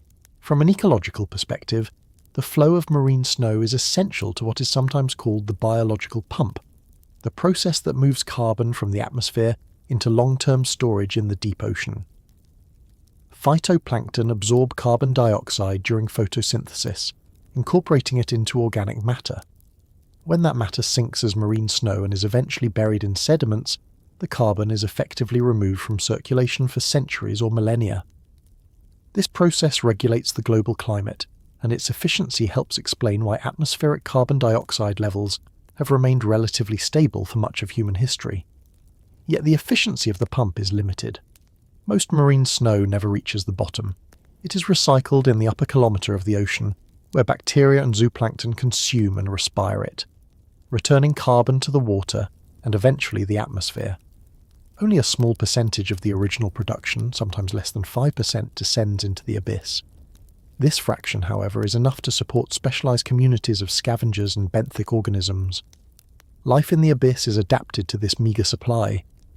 Animals grow slowly, reproduce infrequently, and often live long lives. Many have developed strategies to maximise the intake of marine snow. Some extend delicate, fan-like appendages into the water to capture drifting particles. Others burrow into the ooze to extract nutrients from the sediments. The rain of marine snow is irregular, and so survival depends on patience and efficiency rather than speed. Even microbes take advantage of this continuous fall. Bacteria colonise the particles, breaking down complex organic molecules into simpler forms that can be absorbed by other organisms. In this way, each flake becomes a miniature ecosystem in itself, hosting a succession of microbial communities as it sinks through the water column. These microbes play a crucial role in determining how much of the snow reaches the deep, since their activity accelerates decomposition. To study marine snow is not easy. Its particles are fragile, and nets or bottles tend to destroy them. Scientists have developed special traps that can collect sinking material without disrupting it, usually by funneling it into slowly rotating containers that preserve the temporal sequence of deposition. These sediment traps have revealed that the flux of marine snow varies with the seasons, increasing during surface blooms in spring and declining in winter months. In polar regions, the pulses are especially strong, as plankton blooms in brief summers release a torrent of organic matter that sinks rapidly to the depths. In recent years, attention has turned to how human activity affects this delicate balance. Microscopic plastic particles, derived from degraded waste, are now common in marine snow. They act as artificial nuclei around which organic material can aggregate. While they do help form larger flakes, the plastics themselves do not degrade, and so they accumulate in sediments, altering the chemical environment. Likewise, soot from fossil fuel combustion and dust from expanding deserts contribute increasingly to the mix. These additions remind us that even the remotest seafloor is not beyond the reach of surface activities. The image of snow drifting through eternal darkness is both beautiful and unsettling. It shows how interconnected the surface and the depths truly are. The death of a plankton cell in sunlit water may eventually feed an amphipod in the Hadal Trench. A fish that grazes near the surface may excrete pellets that settle into the abyss, nourishing microbes that in turn sustain higher organisms. The link is unbroken, a chain of transfer that allows life to exist where it otherwise could not. And yet the process is precarious.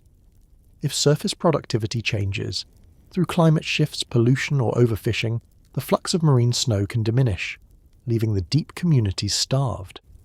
Because the inhabitants of the abyss are slow to reproduce, their populations may take centuries to recover, if they recover at all. This fragility underscores the dependence of the largest habitat on Earth on processes occurring in its thin, sunlit skin. So what feeds life in the dark? The answer, as far as we know, is this continuous fall of fragile transient particles, a snow that never melts, drifting forever downward. It is the simplest of processes, born from decay, yet it sustains entire worlds. And the haunting question is whether it will continue unbroken in the future. As our planet changes, will the deep still receive its rain of nourishment, or will the snow grow thin, leaving the underworld barren? What if life could feed on a rock and fire instead of sunlight?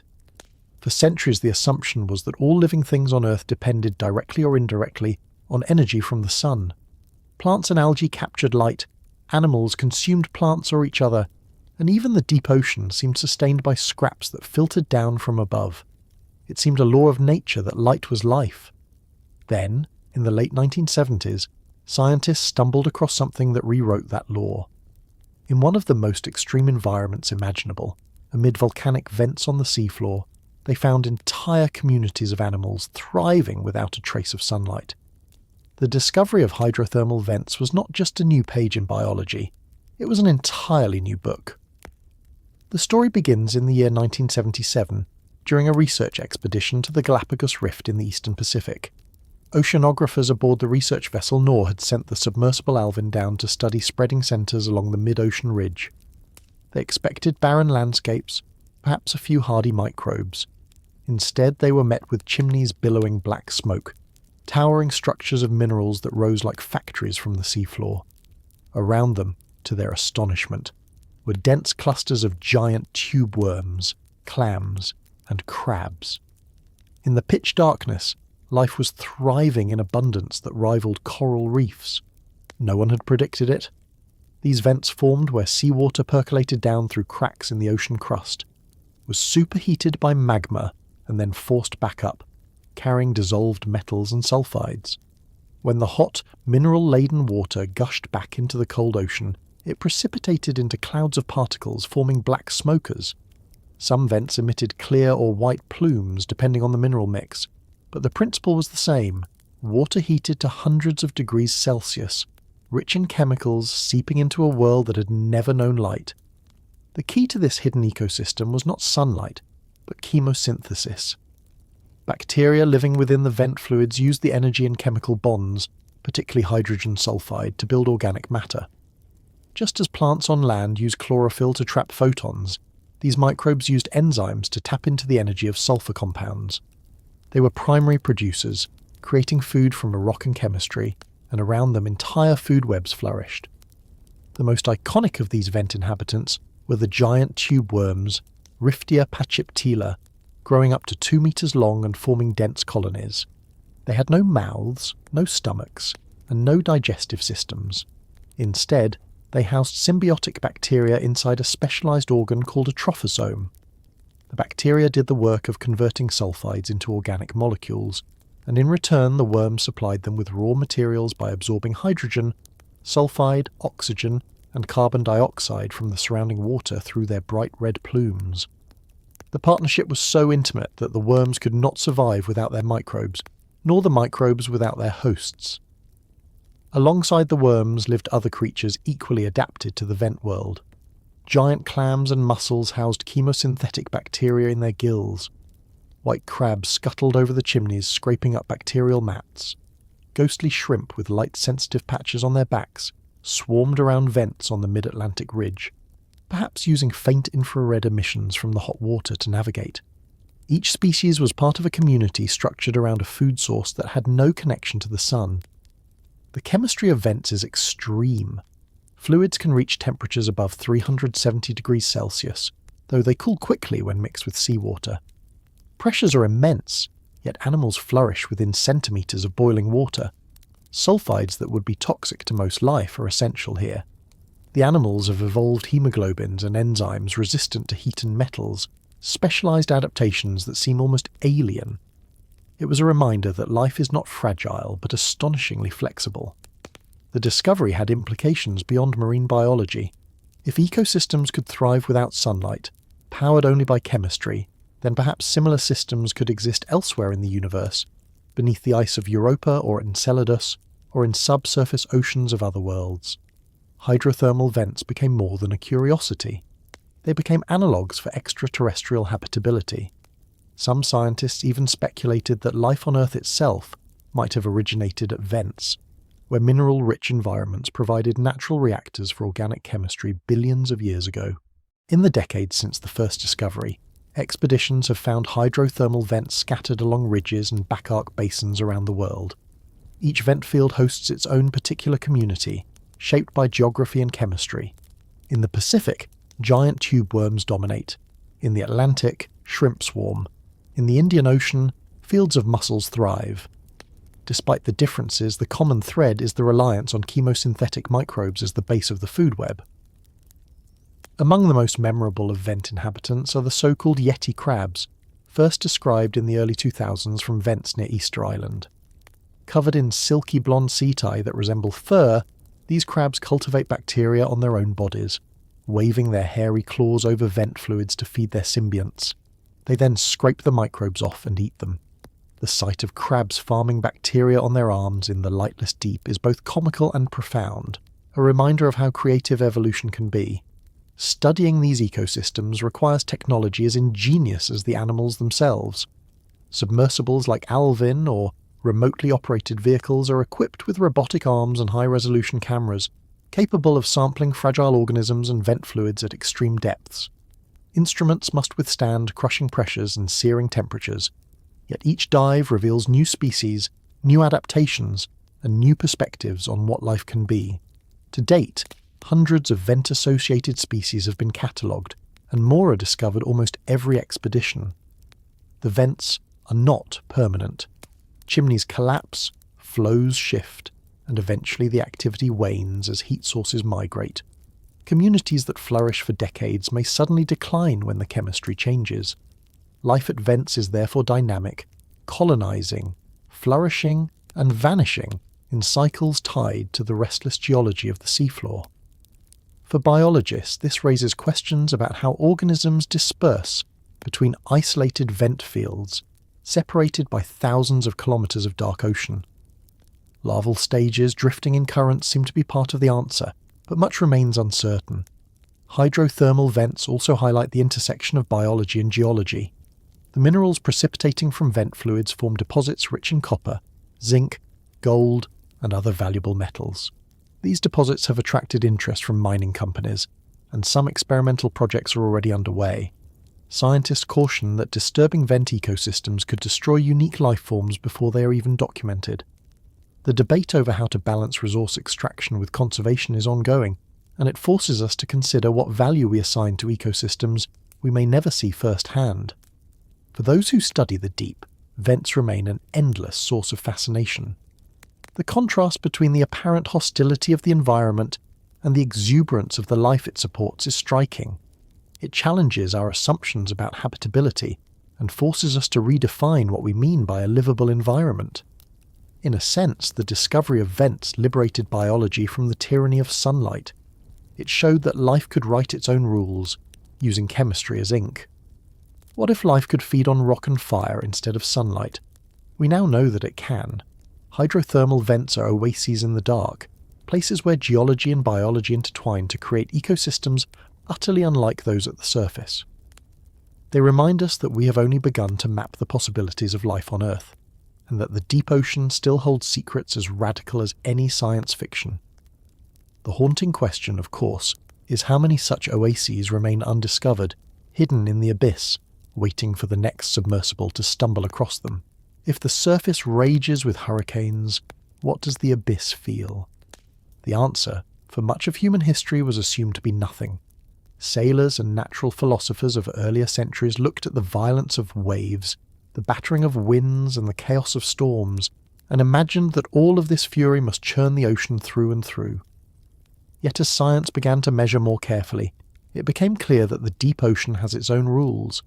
The gales and tempests that rip across the sea surface lose their strength rapidly as one descends, and by the time you have gone several kilometres below, the abyss is remarkably quiet.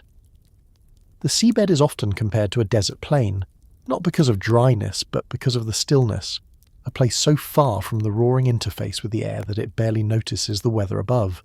To call it calm is almost an understatement. This calmness is more than just an absence of storms. It is the defining character of the abyssal environment.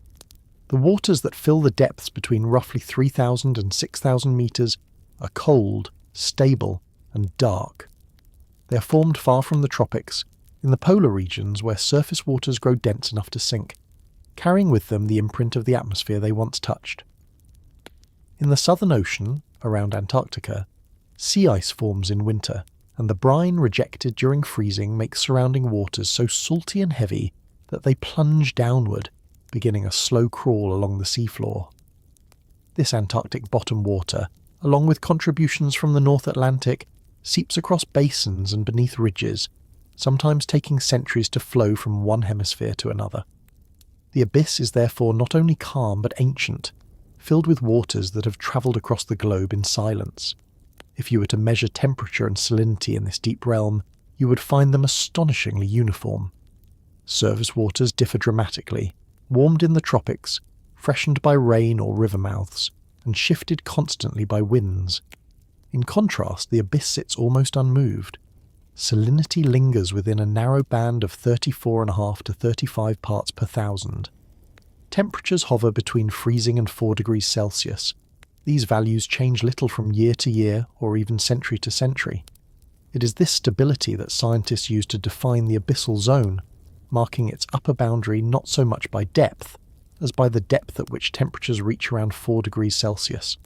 Depending on where you are on Earth, that may be closer to 1,000 metres, or closer to 3,000, but below that threshold you're in the abyss. The pressure, of course, is enormous. With every 10 metres descended, another atmosphere of pressure presses in. By the abyssal depths, the weight of hundreds of atmospheres has accumulated. Yet here again, calmness is the rule. Animals that live in the abyss are pressurised from within, so they do not feel the crushing force the way a human diver or a submarine might. The water is so heavy and constant that it becomes invisible to those adapted to it. Pressure is not a storm here. It is simply the background of existence. If you were to scoop up some of the mud that carpets the abyssal plains, you would find another reflection of this stillness. The sediments are fine, smooth, and layered gently. They are not churned by waves or tides the way coastal sands are. Instead, they accumulate grain by grain from the slow rain of particles drifting down from above. Much of this is biological debris, the remnants of phytoplankton and zooplankton that lived and died near the surface. Some is mineral dust blown from continents, volcanic ash, or tiny fragments of rock carried by icebergs long ago.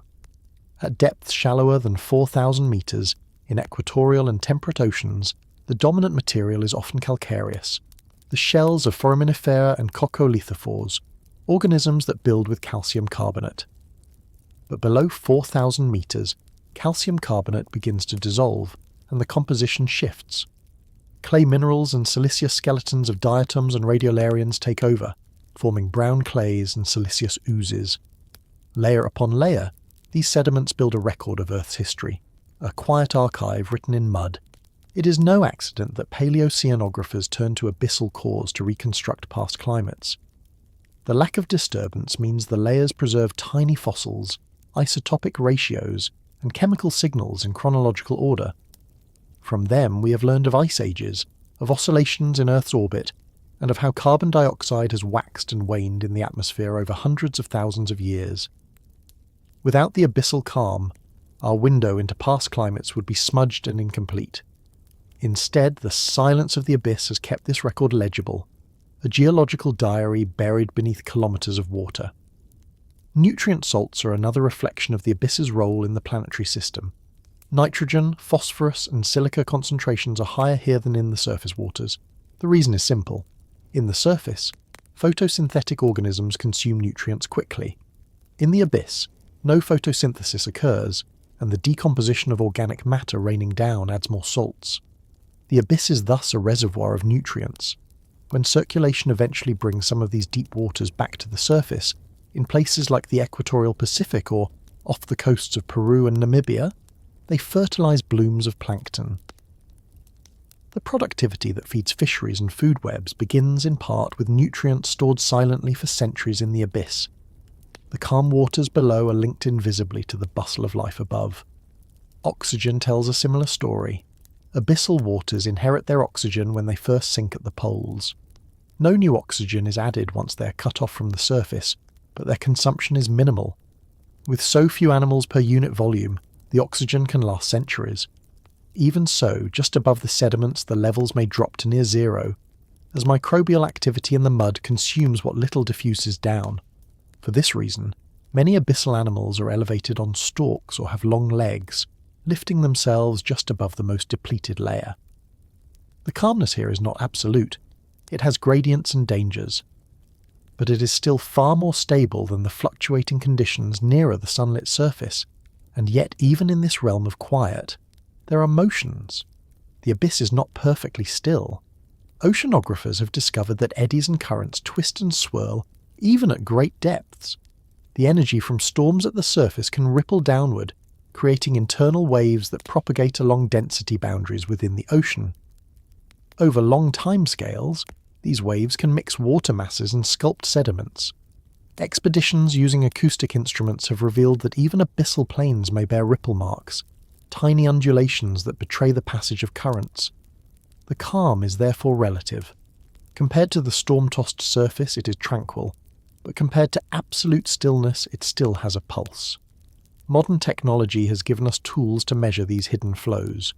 Current meters anchored to the seafloor record velocities, often just a few centimeters per second, but over years they add up to significant transport.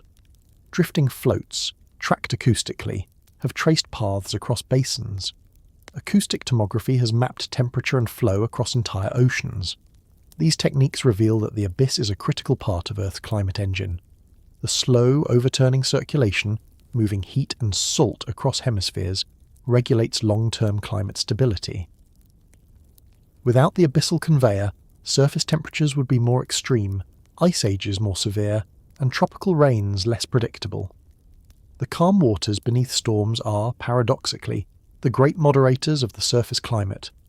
One of the haunting aspects of abyssal calm is its vulnerability.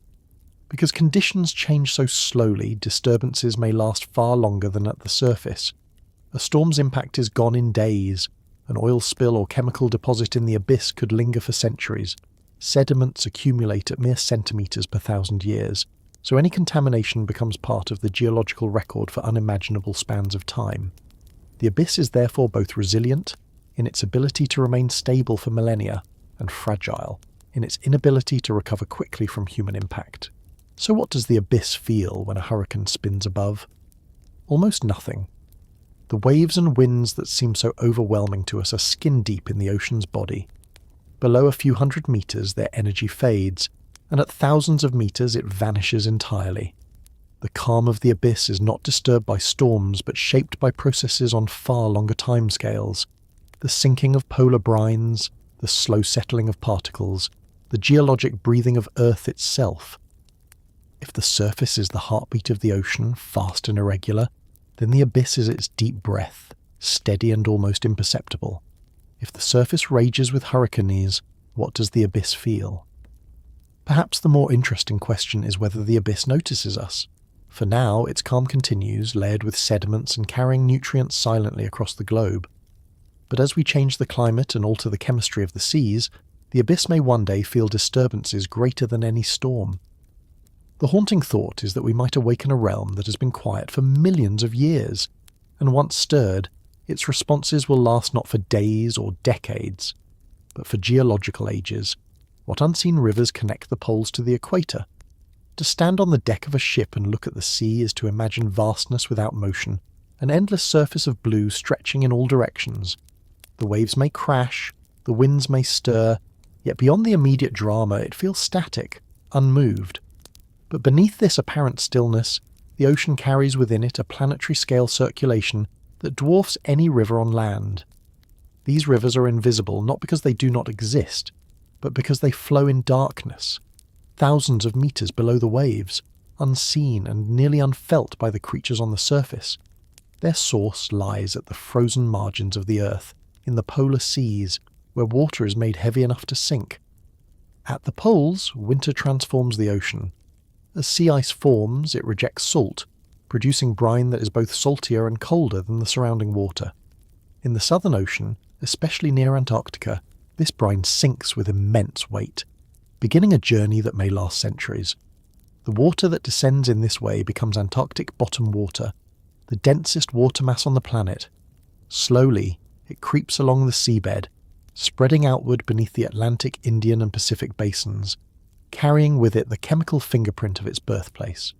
Its rival in the Northern Hemisphere, formed in the Nordic and Labrador seas, is North Atlantic deep water, equally important but slightly less dense. Together, these masses are the great feeders of the abyssal circulation.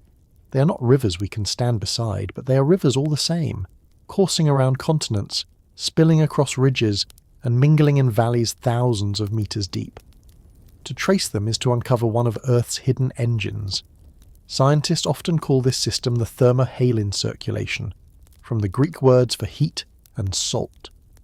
Heat and salt control density, and density drives motion. Warm, fresh water floats. Cold, salty water sinks. When that water sinks, it does not vanish. It spreads, pressed outward by its own weight, hugging the seafloor, seeking equilibrium across basins. Its movement is staggeringly slow. While a river like the Amazon may cross its basin in weeks, the journey of Antarctic bottom water across the Pacific may take 1,000 years. Yet the scale makes up for the pace. These invisible rivers carry volumes far beyond any surface river, redistributing heat, carbon, and nutrients around the globe.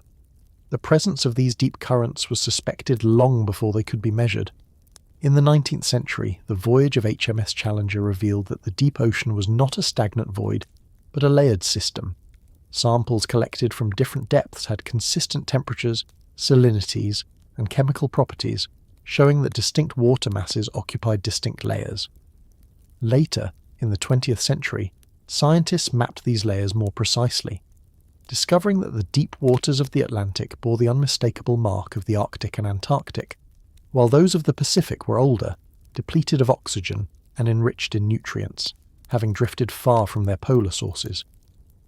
By comparing isotopes and chemical traces, researchers could estimate the age of a water parcel, not in human years but in oceanographic time, measured in centuries.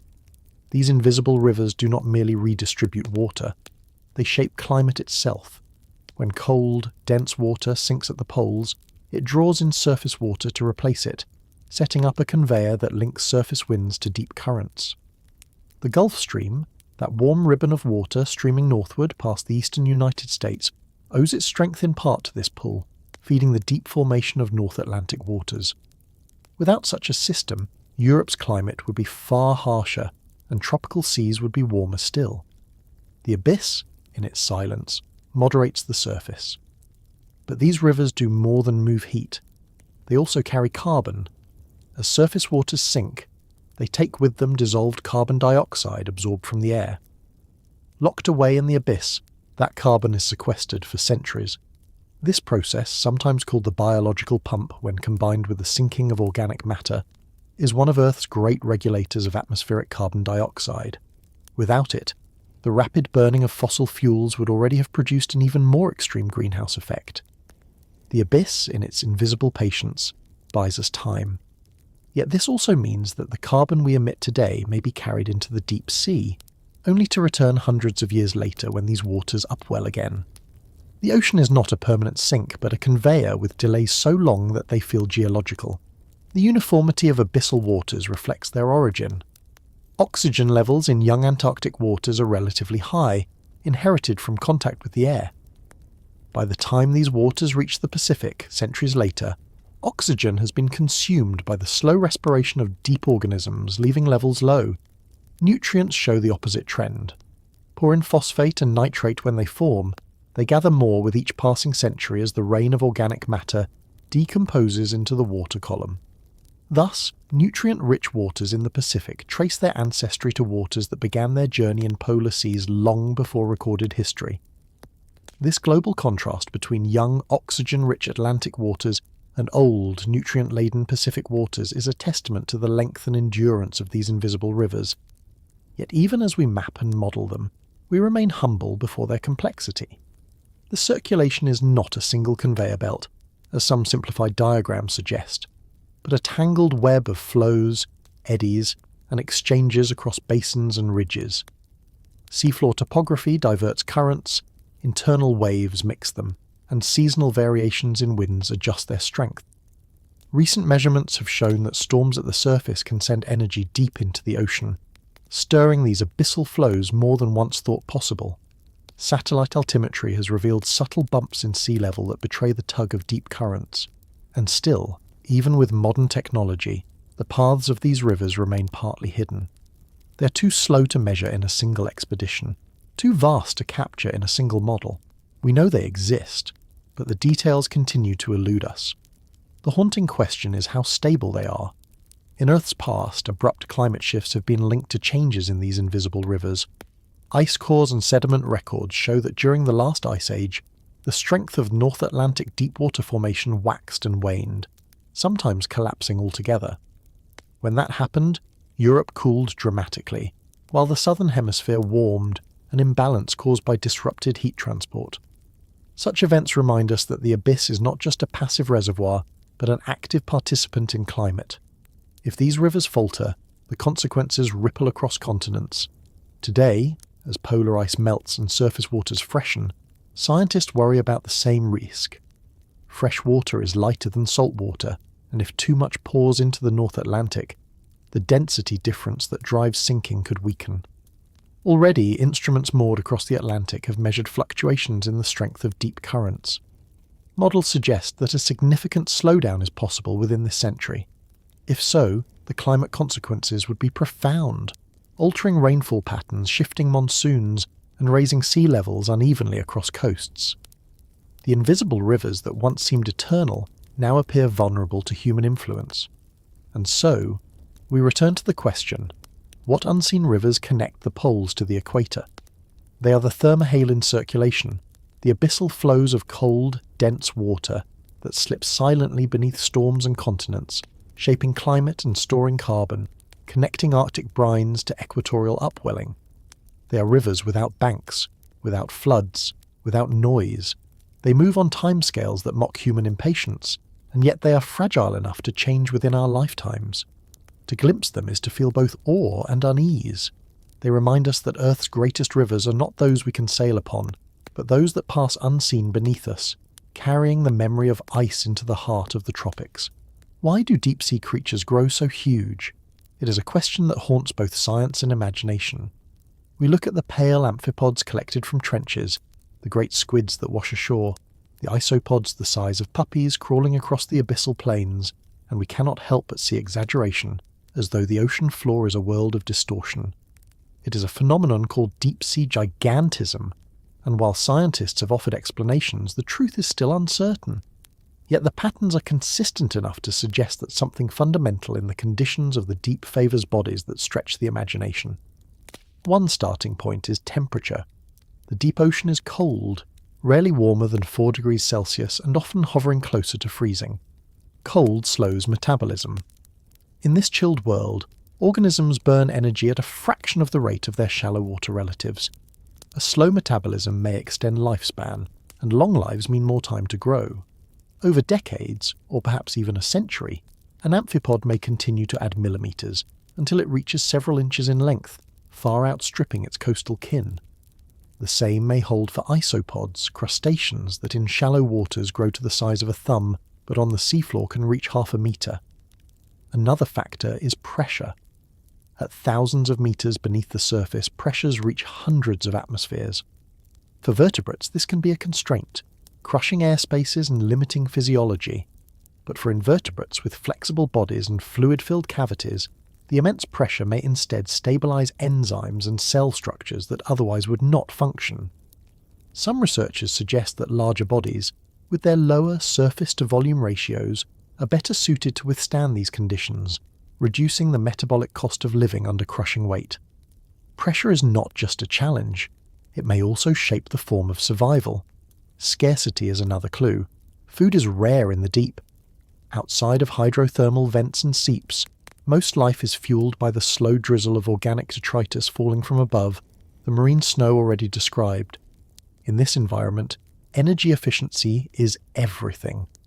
Larger bodies can be more efficient than smaller ones, capable of travelling farther on the same caloric intake, capable of storing more energy when food is abundant, and less vulnerable to starvation when food is scarce. Gigantic amphipods, for instance, may glide across the seafloor with less relative expenditure than swarms of tiny ones. The giants do not outcompete the small ones everywhere, but where food falls in episodic bursts, large size is an advantage. Predation also plays its role.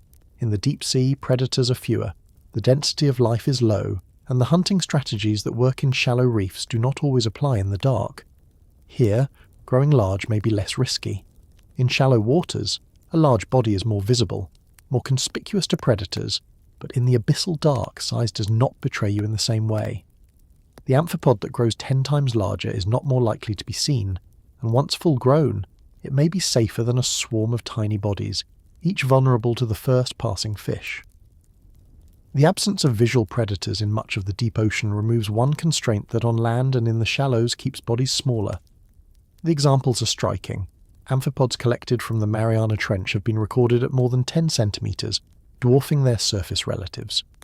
Isopods, sometimes called giant pill bugs, patrol the seafloor at half a metre long, scavenging carcasses with methodical patience. The giant squid, 𝐓𝐌𝐿𝐄𝐒𝐒𝐓𝐀H, and its relative the colossal squid, 𝐓𝐈𝐌𝐿𝐄𝐒𝐓𝐀H, both exemplify the extreme. Their tentacles stretch metres beyond their mantles, their eyes the size of dinner plates, evolved to capture the rare flicker of bioluminescence in the dark. Even the simple worms of the abyss reach lengths that, compared to similar species in the shallows, seem excessive. Again and again, the deep sea produces bodies that strain the definition of proportion. But gigantism is not universal. The deep ocean is also home to creatures of remarkable smallness, translucent plankton and fragile larvae that survive at scales almost invisible. The contrast suggests that size is a flexible adaptation, one path among many, not a fixed rule. Some scientists caution that our understanding is biased by what we can capture and measure. Large bodies are easier to preserve, more likely to survive trawl nets or pressure changes. Small and fragile forms may elude us, leaving an impression that giants dominate when in fact they share the abyss with multitudes of tiny forms. The deep sea resists generalization. Even so, the patterns persist across phyla, from crustaceans to cephalopods, and demand explanation. Some have proposed the temperature size rule, observed in other ecosystems, where colder environments favour larger bodies. Others emphasise the role of oxygen, noting that larger bodies require efficient oxygen use, and that cold waters, saturated with oxygen, may make this possible. Still others highlight evolutionary time.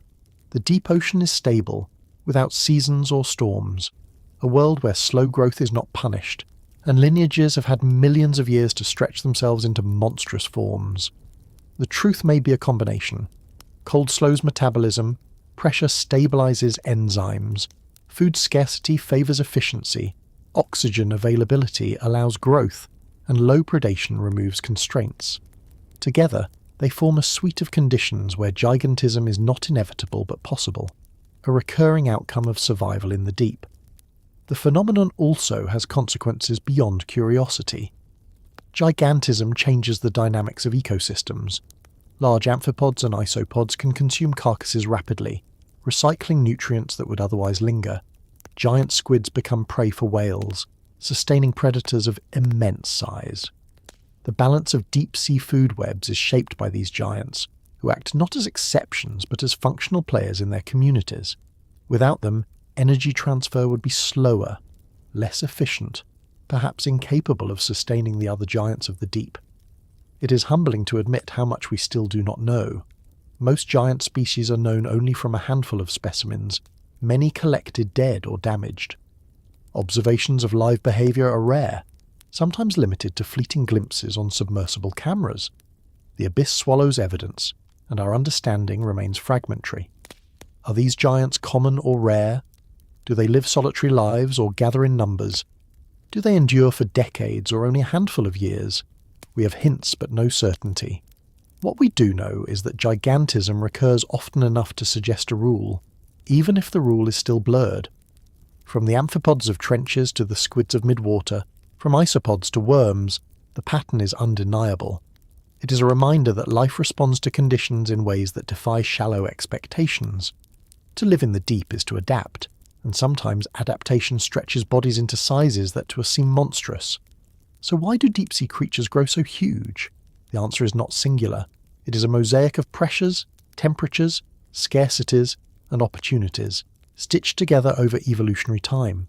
The giants of the deep are not accidents, nor are they myths. They are the logical outcomes of survival in an environment where the rules are different, where slow is fast, where dark is safety, where vastness allows excess. They are not monsters in the sense of horror, but in the sense of marvels, creatures that remind us that our planet is stranger than we imagine. And yet, the haunting question remains. If gigantism is an adaptation we can explain, does it mean we have accounted for all of it?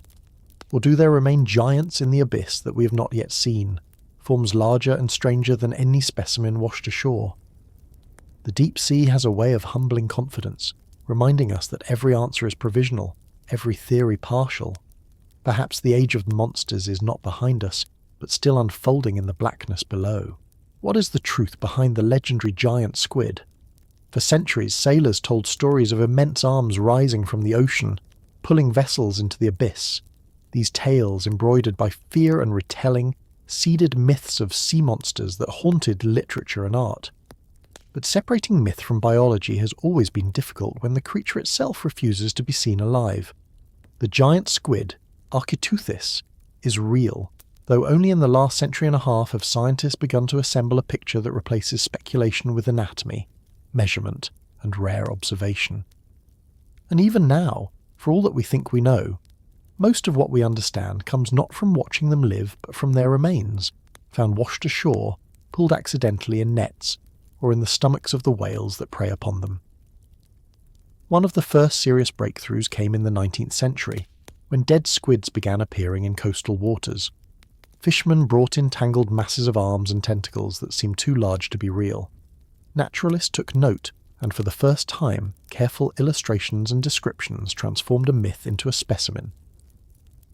In the 1870s, the Reverend Moses Harvey of Newfoundland purchased such a specimen and draped it across his bathtub for photography, producing the first visual record of the giant squid that was not drawn from imagination. From there, scientific descriptions followed, with Professor 𝐓𝐈𝐌𝐿 at Yale offering some of the first formal taxonomic work. The sea monster was not a monster, but an invertebrate of extraordinary proportions. Anatomy reveals how extraordinary it is. Like other squids, 𝐓𝐻𝐻𝐻𝐿 has a mantle containing its organs, a funnel for jet propulsion, 8 arms lined with suckers, and 2 long feeding tentacles. But everything is magnified.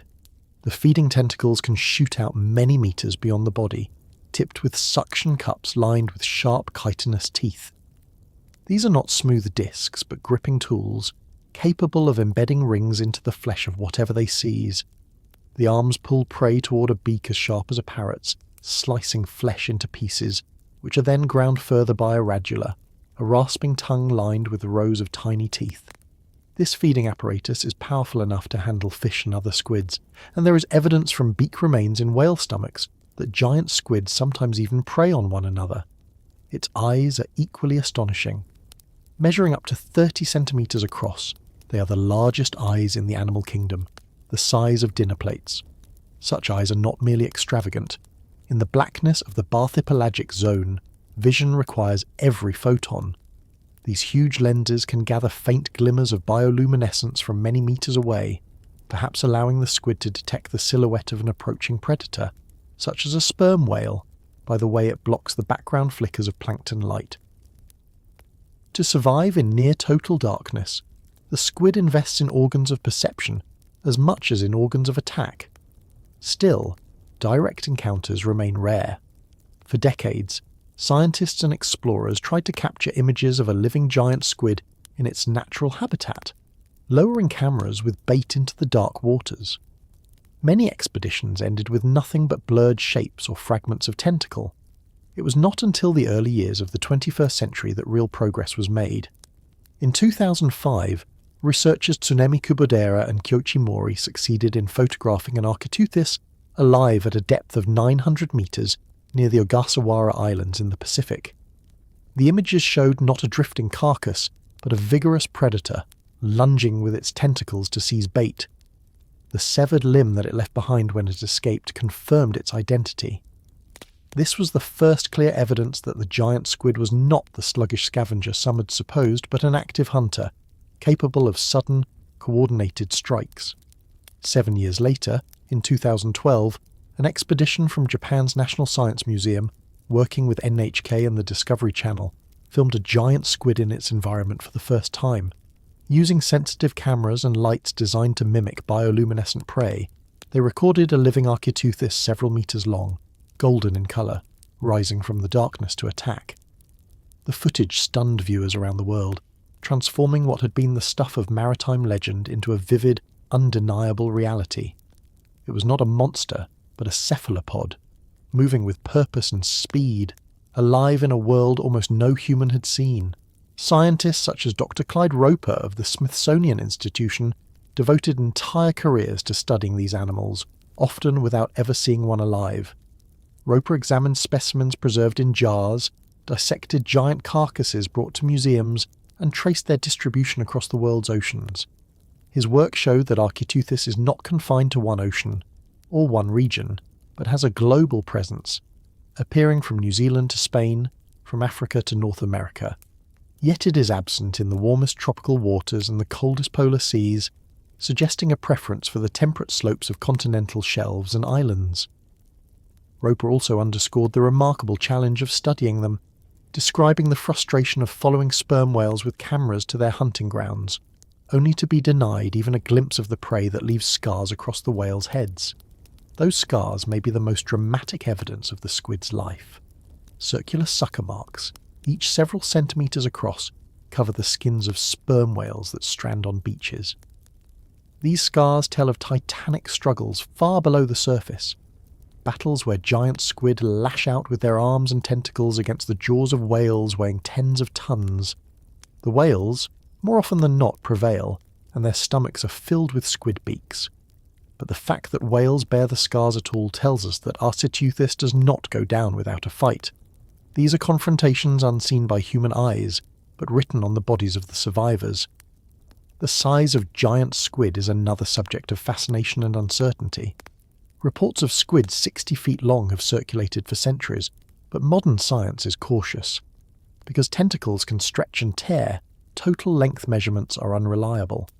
The most consistent metric is mantle length, which in Architeuthis rarely exceeds 2.5 meters. With tentacles, total length may reach 13 meters, perhaps more, but evidence for individuals longer than that is tenuous. Even so, at these dimensions, the giant squid is among the largest invertebrates on Earth, rivaled only by its close relative, the colossal squid, which we will not explore here. What role does Architeuthis play in the ecosystem? It appears to be both predator and prey, feeding on deep-water fish and smaller squids, while itself forming a major portion of the diet of sperm whales. Its life cycle remains mysterious. Like other squids, it likely grows quickly, reaching maturity in only a few years, and reproduces once before dying. Females release millions of eggs, and juveniles drift in the plankton before sinking to deeper waters as they grow. But almost no one has seen the young stages in the wild, and their development remains largely speculative. It is one of many reminders that even with centuries of curiosity, the giant squid remains more unknown than known. Culturally, Architeuthis has always been larger than life. From the kraken of Scandinavian lore to Jules Verne's 20,000 Leagues Beneath the Sea, the idea of immense tentacled monsters has gripped the imagination. Yet modern science shows that the truth, while less supernatural, is no less astonishing. This is a creature with the largest eyes on the planet, tentacles long enough to strike from 10 meters away, and a body that thrives in places we can barely reach. It is not a monster, but a neighbour in the great web of life, adapted perfectly to a realm that for us is hostile and unreachable. The haunting question is not whether giant squid exist, for that is now beyond doubt, but how much of their lives remain invisible to us. We still do not know how often they encounter whales, how far they migrate, how they mate in the dark, or what their full range of behaviours might be. We have fragments, carcasses, scars, and a few fleeting images, but the complete story of 𝐓𝐻𝐻𝐿 is still hidden in the abyss. Perhaps the greatest sea monster of all is not the squid itself, but our ignorance, the vastness of what we cannot yet see. Is there something even larger than the giant squid? For a long time, 𝐓𝐻𝐻𝐿 held the crown in the imagination of science and seafaring folklore. The giant with the greatest eyes, the longest tentacles, the most fearsome reach. Yet in the coldest waters on Earth, far south of most human activity, another squid waits that may outmatch it in bulk. This is 𝐓𝐻𝐻𝐿 hamiltoni, the colossal squid, a creature first suspected from fragments and whale stomach contents, and later confirmed as a body far more massive than the giant squid we already found overwhelming. It is not longer in tentacle length, but thicker, heavier, and built with a very different predatory strategy. If 𝐓𝐻𝐻𝐿 is the whip, 𝐓𝐻𝐻𝐻𝐿 is the hammer. The first hints of its existence came not from nets, but from predators. For as long as humans have examined sperm whales stranded on beaches, or taken in whaling expeditions, strange squid beaks have been discovered in their stomachs.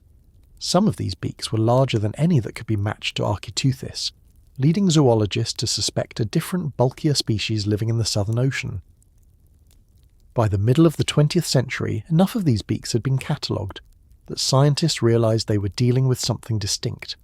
A squid whose beak size implied a mantle longer than 2 metres and a total body mass much heavier than its northern relative. The Southern Ocean is a fitting habitat for such a giant. Circled by the Antarctic circumpolar current, these waters are some of the most productive on Earth, filled with krill and deep-dwelling fish that provide food for whales, penguins and squid alike. The colossal squid is rarely caught because humans seldom fish at the depths it prefers, but on the few occasions when trawlers have brought one up, the scale has been staggering.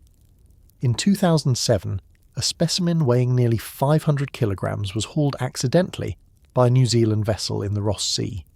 At over 4 metres in length, with massive tentacles still intact, it was the largest invertebrate ever recovered whole.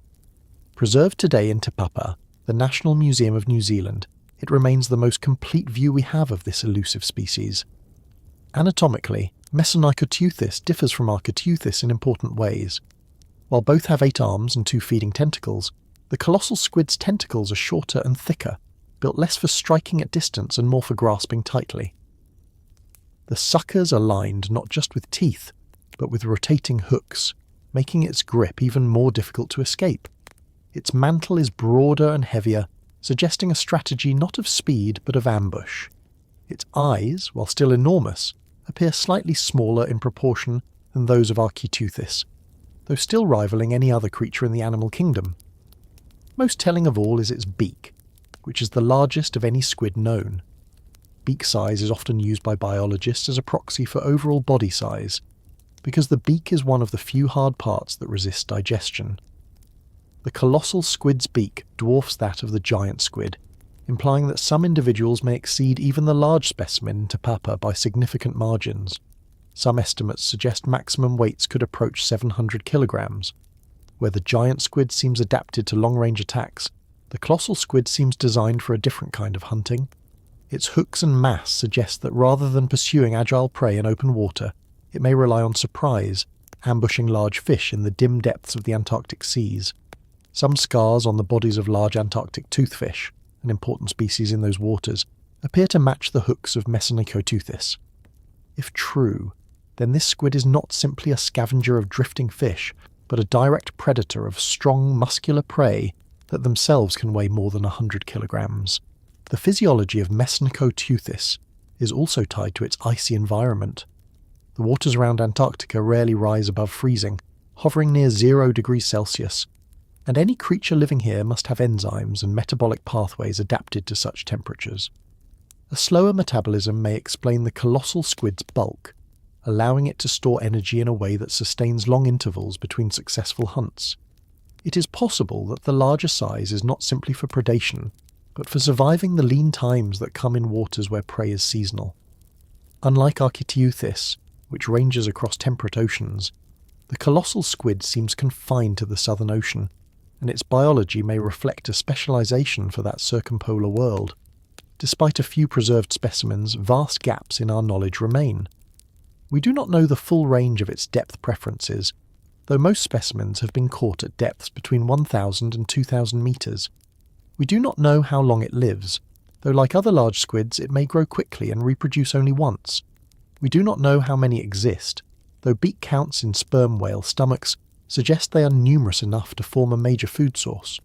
We do not know what its eggs look like, how its juveniles behave, or how often it encounters its greatest predator. The encounters with sperm whales are particularly intriguing. Just as 𝐓𝐼𝐿𝐄𝐒𝐓𝐀 leaves scars on whales in the north, colossal squid leaves scars on whales in the south. Circular sucker marks have been found on the heads of sperm whales caught near Antarctica, evidence of violent struggles far beneath the waves. Considering the colossal squid's heavier arms and hooks, those battles must be intense, and yet the whales return again and again, bearing the marks of combat but filled with beaks in their stomachs. This predator-prey relationship may be one of the most dramatic on Earth, involving some of the largest animals alive today, and yet it takes place entirely out of our sight. Studying Messonychoteuthis has forced scientists to rethink the limits of invertebrate growth. For decades, 𝐓𝐼𝐿𝐄𝐒𝐓𝐀 was thought to be the largest possible squid. Its anatomy seemed stretched to the edge of what an invertebrate body could manage without bones. But the colossal squid shows that evolution found another solution. Not length, but bulk. Not whipping tentacles, but hooked arms. Not speed, but power. It represents a different path to gigantism, one that thrives in a colder, darker ocean. The haunting question is how much larger they can become. Beak measurements suggest the potential for individuals larger than any yet seen, but without live footage, it is hard to know. Are the largest colossal squid even more elusive, living at depths or in regions that we rarely visit? Or have we already glimpsed the maximum, with the specimen in Te Papa representing the practical limits of physiology in the deep cold? Until more evidence is found, we remain in the dark, peering at fragments and scars, piecing together a picture of an animal that rivals the giant squid in awe and mystery. For now, we know only this. In the Antarctic seas, beneath the ice, swims a rival to the giant squid. It is shorter but heavier, slower but more powerful, confined to a realm humans barely touch. Messonychoteuthis is not a legend but a fact, though a fact almost as elusive as any legend. In the balance between what we have learned and what we have yet to discover, the colossal squid remains one of the deep ocean's most haunting revelations, a reminder that even when we think we know the scale of life, the sea can still surprise us. Who wins when the largest predator meets the largest invertebrate? It is a question that has stirred scientific curiosity for centuries, though the battles themselves occur in a theatre almost completely hidden from human eyes. The sperm whale, Physeter macrocephalus, is the largest of the toothed whales and the deepest diving of all great predators, capable of plunging 2 kilometers or more in search of food. Its rival is the giant squid, 𝐓𝐼𝐿𝐄𝐒𝐓𝐀, and in the Southern Ocean, its even bulkier cousin, Messonychoteuthis.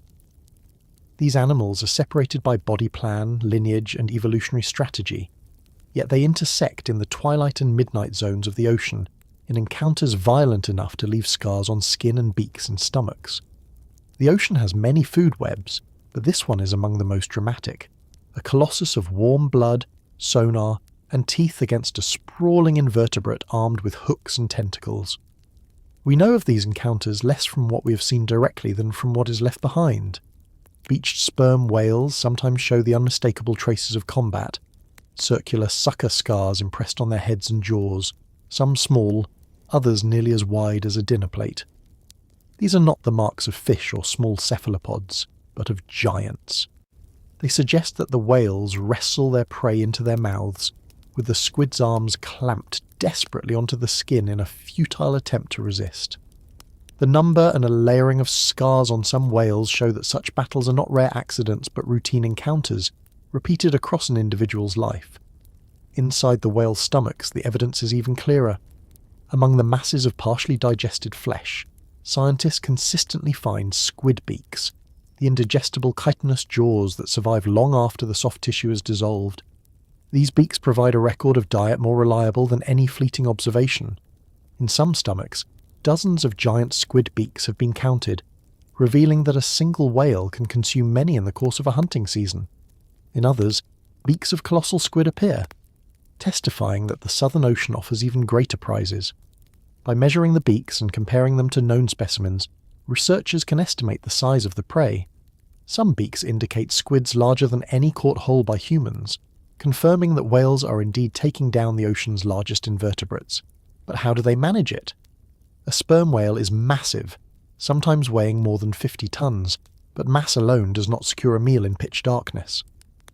The whale's greatest advantage is echolocation, a biological sonar system of extraordinary refinement. Deep inside its enormous head lies the spermaceti organ, a complex structure of waxy oil and acoustic chambers that can focus and project sound pulses. These clicks travel through the water, bounce off objects, and return to the whale's sensitive inner ears. By interpreting these echoes, the whale perceives its surroundings in 3 dimensions, even when no light penetrates. Laboratory and field studies suggest that sperm whale clicks are among the loudest biological sounds on Earth, powerful enough to stun prey at close range. Some researchers suspect that the whales use this acoustic shock not just for orientation, but as a weapon, disorienting or immobilizing squid long enough to close the distance. The squid, for its part, is not defenseless. 𝐓𝐼𝐌𝐄𝐒𝐓𝐀𝐌𝐿𝐿 is 2 long feeding tentacles lined with suckers equipped with serrated teeth, designed to seize prey at a distance and hold it fast. Its 8 shorter arms bear similar suckers, allowing it to cling with great force to whatever it can reach. The scars on sperm whales are testimony to that grip. The colossal squid carries an even more formidable arsenal, with swivelling hooks embedded in its arms. These adaptations evolved not for whales but for hunting fish and other squids, yet in the deep they become the last weapons of resistance against a predator from above. What happens in the instant of contact is something we can only reconstruct. The whale descends, clicking steadily, until the echoes resolve a moving form. The squid senses vibrations or pressure changes and reacts with a defensive strike.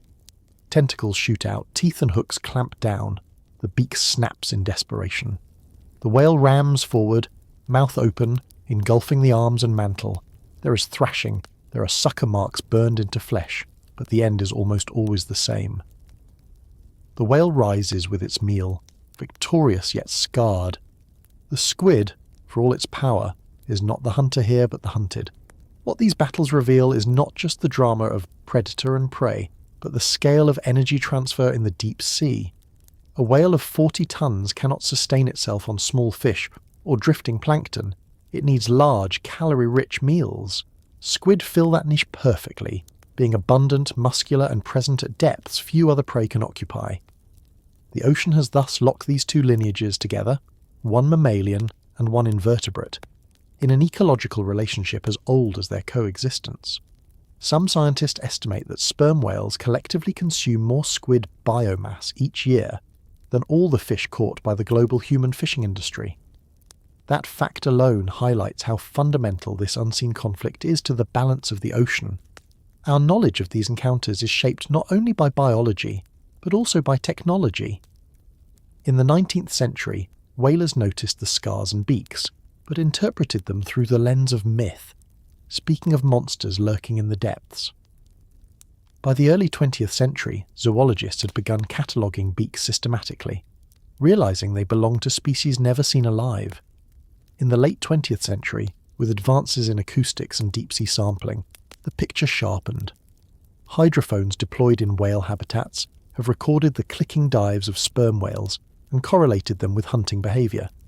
Satellite tags have tracked dives lasting more than an hour, plunging to depths beyond 1,000 metres. Occasionally squid parts rise to the surface after a whale hunt, further confirming the encounters below.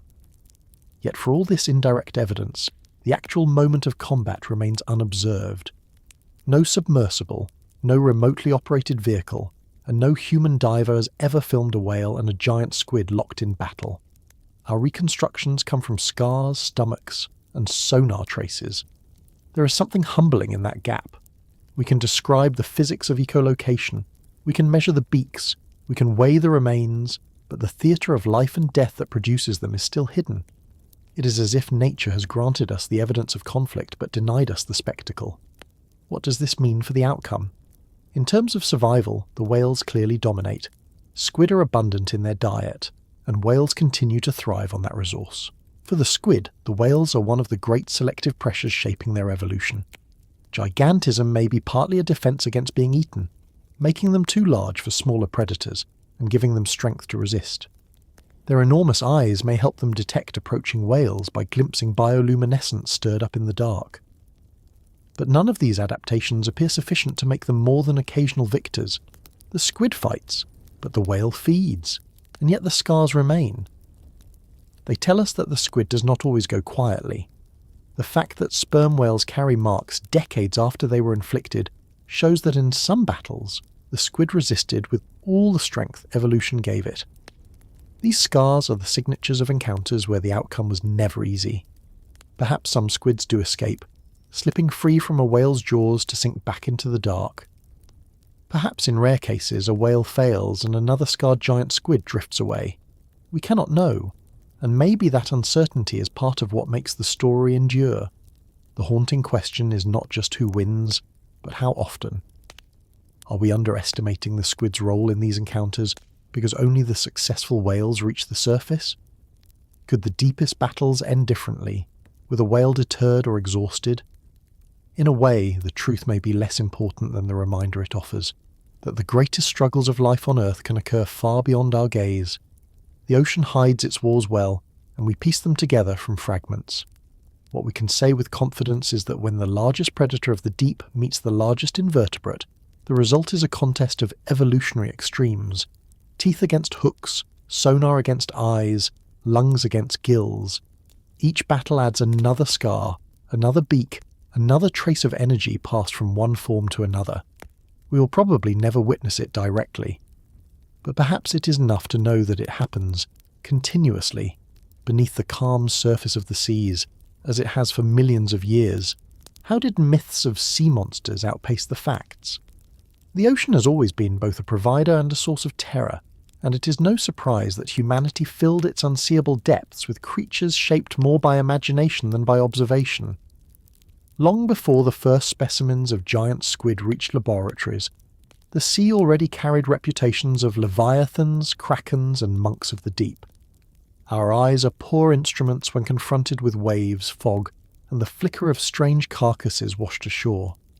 For centuries, sailors and scholars tried to make sense of fragments and shadows, and from those fragments grew an archive of myths that linger even today.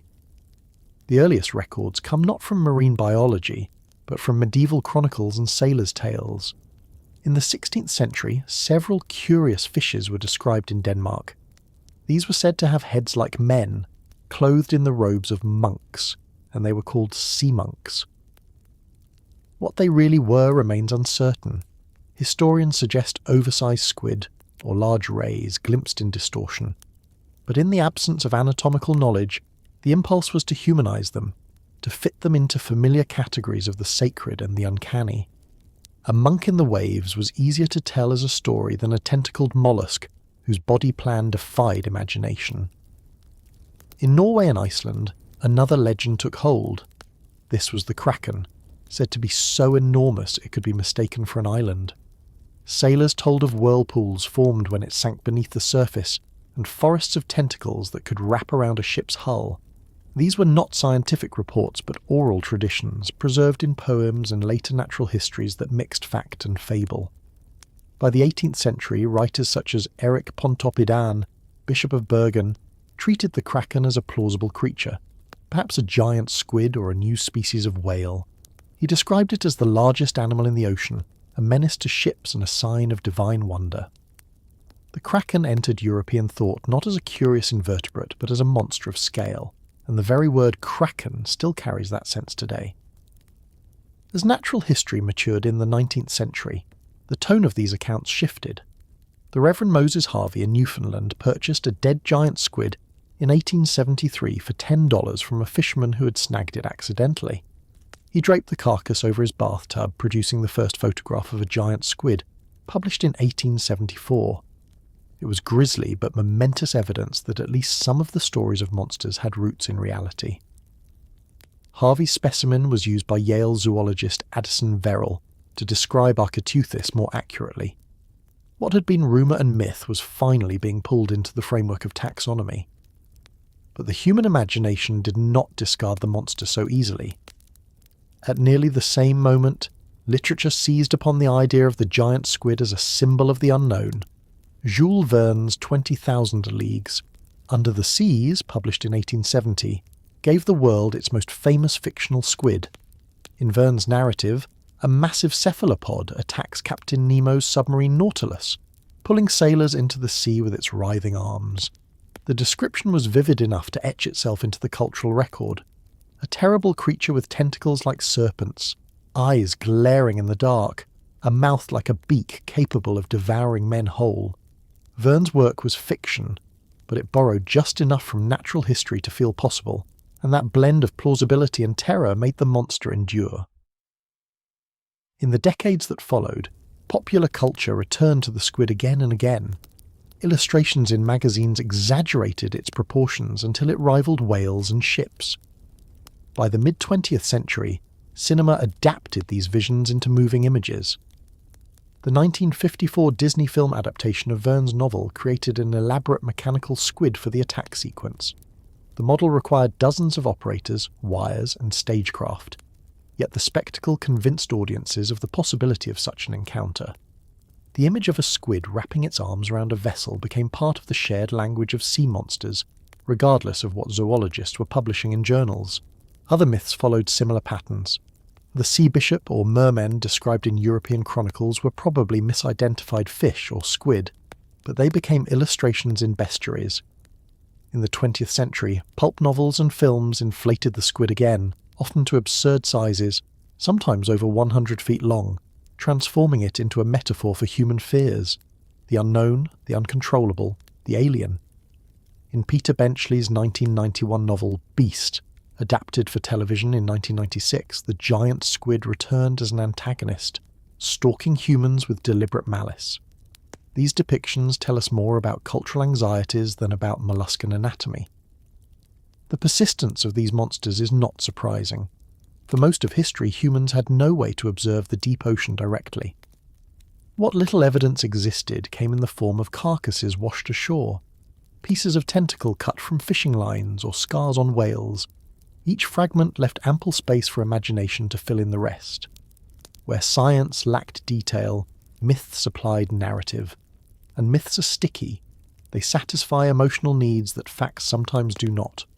A monster can embody awe, terror, or divine judgment, while a cephalopod with tentacles and a beak is simply another animal in the long chain of life. Yet even as the scientific record grew, the myths did not vanish. They coexisted, sometimes even in the same minds. Clyde Roper, one of the foremost experts on giant squid, has often noted how even seasoned scientists feel a thrill when confronted with the sheer scale of a specimen. The rational description and the visceral impression can live side by side. A squid may be an invertebrate mollusk, but when it stretches across a room, it still looks like a monster. The boundary between myth and fact is not a clean line, but a spectrum of human response. The question then becomes, what do these monsters say about us? Perhaps they reveal how humans have always projected our fears onto the unknown. The ocean, vast and uncharted, served as a canvas for our anxieties about what lurked beyond sight.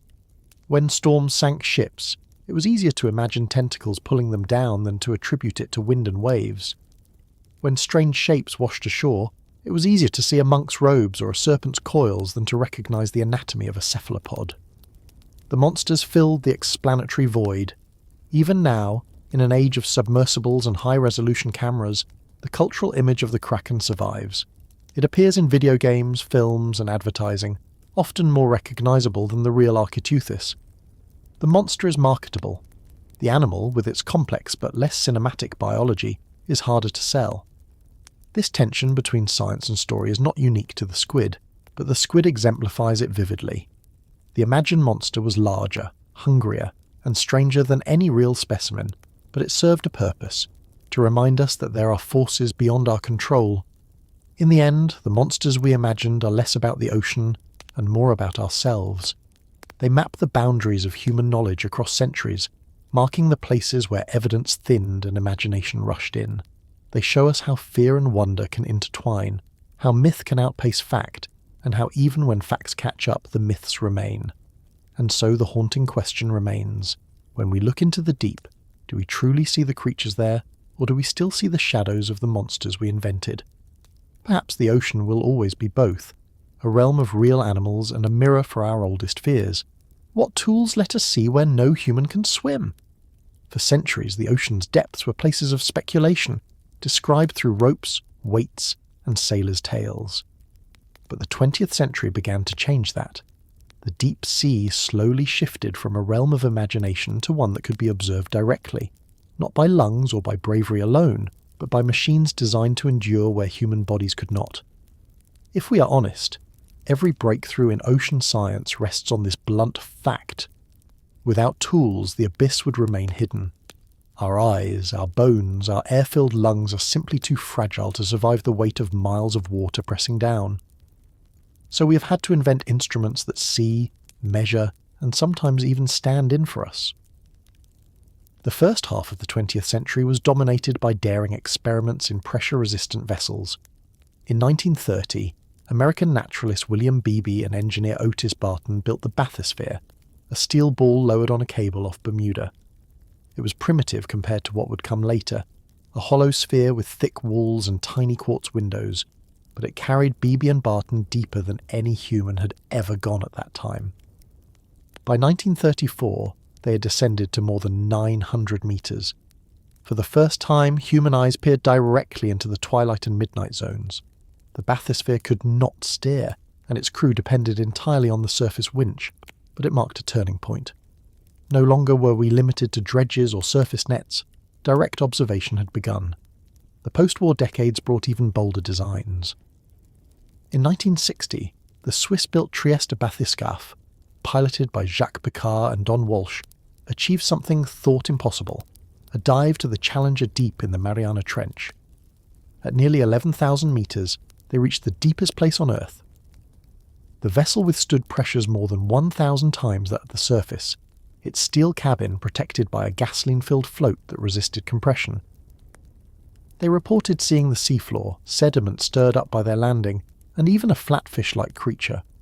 Whether that animal was truly a fish or an artifact of observation has been debated, but the descent itself was history-making.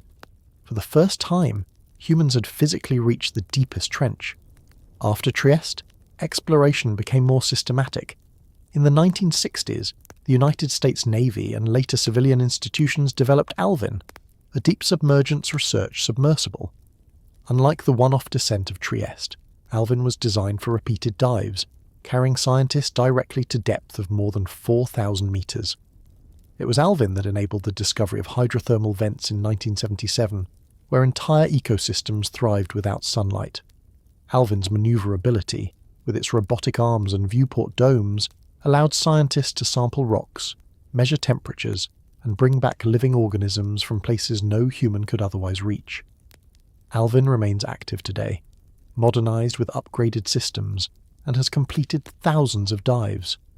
Other vessels complemented Alvin's role. The floating instrument platform, known as FLIP, created in the 1960s, offered stability at the surface. Towed to location, it could be flooded and rotated upright so that most of its hull stood below the waves. In this vertical position, it became immune to surface swells, providing an incredibly stable platform for measuring currents, sound, and other physical properties of the sea.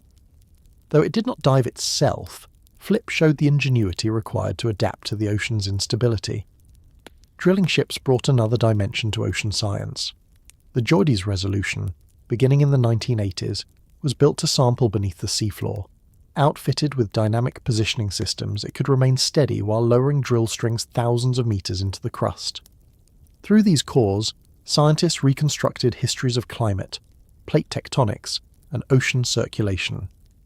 Unlike Alvin or Trieste, it did not explore by vision but by extracting the physical record of millions of years stored in sediments.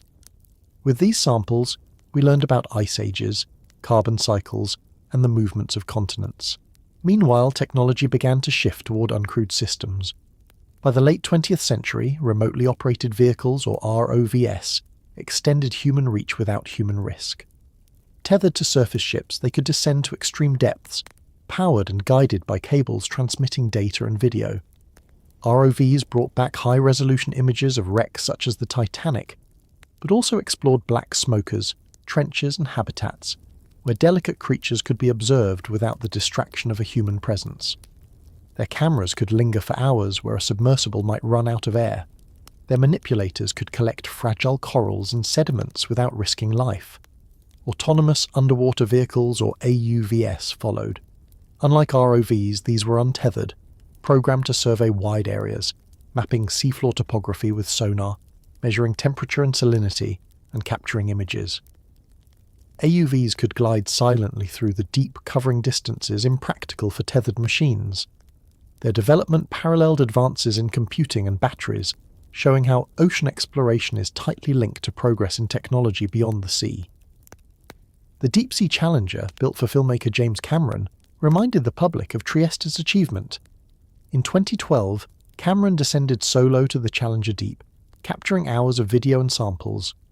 Unlike Trieste, his submersible carried high-definition cameras and modern navigation, offering not just proof of descent but scientific data.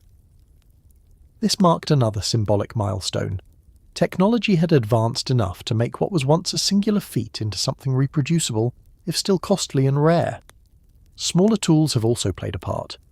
Criticam, developed in the 1990s, is a small camera attached to animals such as whales and seals, offering glimpses into how they move and dive in the dark. Rather than sending humans down, these devices piggyback on creatures already adapted to pressure and cold. They return footage of dives, feeding, and even encounters with prey like squid. In this way, the animals themselves become explorers. Beyond cameras, the basics of oceanography rely on instruments that measure physical properties of the water itself. The Conductivity Temperature Depth Profiler, or CTD, is now standard. Lowered from research ships, it records salinity, temperature, and pressure with remarkable precision. These readings reveal currents, layers, and the mixing of water masses. The CTD has become the workhorse of modern ocean science. Less glamorous than a submersible but foundational to every data set. With such instruments, we can trace the formation of abyssal waters, understand climate-driven circulation, and observe changes over decades. In truth, every machine that goes down into the ocean faces challenges of pressure, cold, and isolation. Electronics must be housed in oil-filled containers to equalize pressure. Metals must resist corrosion, and power sources must last long enough to outpace the distance of recovery. Communication is limited because radio waves cannot travel far in seawater, so acoustic signals are used instead, slow and subject to distortion. Each success reflects years of engineering devoted to solving the peculiar physics of the deep, and yet, despite this ingenuity, the majority of the ocean remains unexplored. Estimates suggest we have mapped less than 1/4 of the seafloor in detail. The abyss still conceals landscapes we have never imaged, and life forms we have never recorded. Our machines have made windows, but they are still narrow windows, and we peer through them cautiously. The story of exploration is not one of triumph, but of partial glimpses. We are humble witnesses, aided by tools, still constrained by physics and resources. The haunting question is whether we will ever see the deep ocean fully. Each new machine extends our reach, but each also reveals just how vast the remaining unknown is. The ocean does not yield its secrets easily. It demands invention after invention, and still it keeps most of itself out of sight. Perhaps that is part of its role for us, to remind us that, even in the 21st century, there are places on Earth where mystery remains stronger than certainty. What did humans send even to the most solitary place on Earth? It is one thing to imagine an empty trench, 11 kilometers deep, isolated from sunlight, sound, and storm. For most of human history, we assumed such places were immune to our presence. Too far, too hostile, too remote. But when explorers lowered cameras into the Mariana Trench in the 21st century, they did not just find amphipods, snailfish, and the slow drift of organic debris. They also found plastic bags. In 2018, researchers documented a single-use plastic bag resting quietly at the bottom of the Challenger Deep, the lowest point on the planet. It was an almost absurd sight. Something made to hold groceries for a few minutes had sunk to the most inaccessible place in the world, where it may persist for centuries. The discovery was not an anomaly. Plastics and other pollutants have been recorded across the hadal realm. We have left fingerprints even where no footprints can exist. This unsettling presence builds on decades of evidence. In the late 20th century, scientists began to measure microplastics in surface waters, small fragments from degraded packaging, fishing gear, or synthetic textiles. Over time, it became clear these particles do not stay at the surface. Carried by currents, weighed down by biofilms and debris, they sink. They accumulate in sediments thousands of meters below, mingling with natural marine snow. Samples from deep cores reveal layers of plastic fibers interspersed with shells and clays, a stratigraphy of human industry recorded in the abyss. Some studies suggest there may already be more plastic particles than plankton in certain regions of the ocean, a staggering inversion of what life in the sea was built upon. Even more troubling are the toxins that plastics and other wastes carry with them. Persistent organic pollutants, from industrial chemicals to pesticides, adhere to synthetic surfaces. When amphipods or other scavengers ingest these fragments, they accumulate chemicals that the deep sea was never meant to contain. In 2017, a study found amphipods from Mariana and 𝐓𝐈𝐌𝐿𝐿 Trenches carrying concentrations of industrial pollutants comparable to some of the most contaminated rivers on the surface. The very creatures that embody resilience to pressure and cold now also carry the molecular echoes of factories, landfills, and exhaust. Heavy metals and radioactive isotopes have also reached the deep. Sediment analysis shows traces of lead from gasoline, mercury from coal burning, and even plutonium isotopes from nuclear testing in the mid-20th century. These markers now serve as timestamps, artificial horizons within the otherwise slow accumulation of abyssal mud. In a way, they have become geological signals of our species, a layer geologists of the future might use to define the Anthropocene. We did not just mark the land and atmosphere. We etched ourselves into the deepest plains and trenches. Even shipwrecks and abandoned technology form part of this hidden archive. The Titanic lies nearly 4 kilometers down, its steel hull colonized by bacteria that slowly consume it.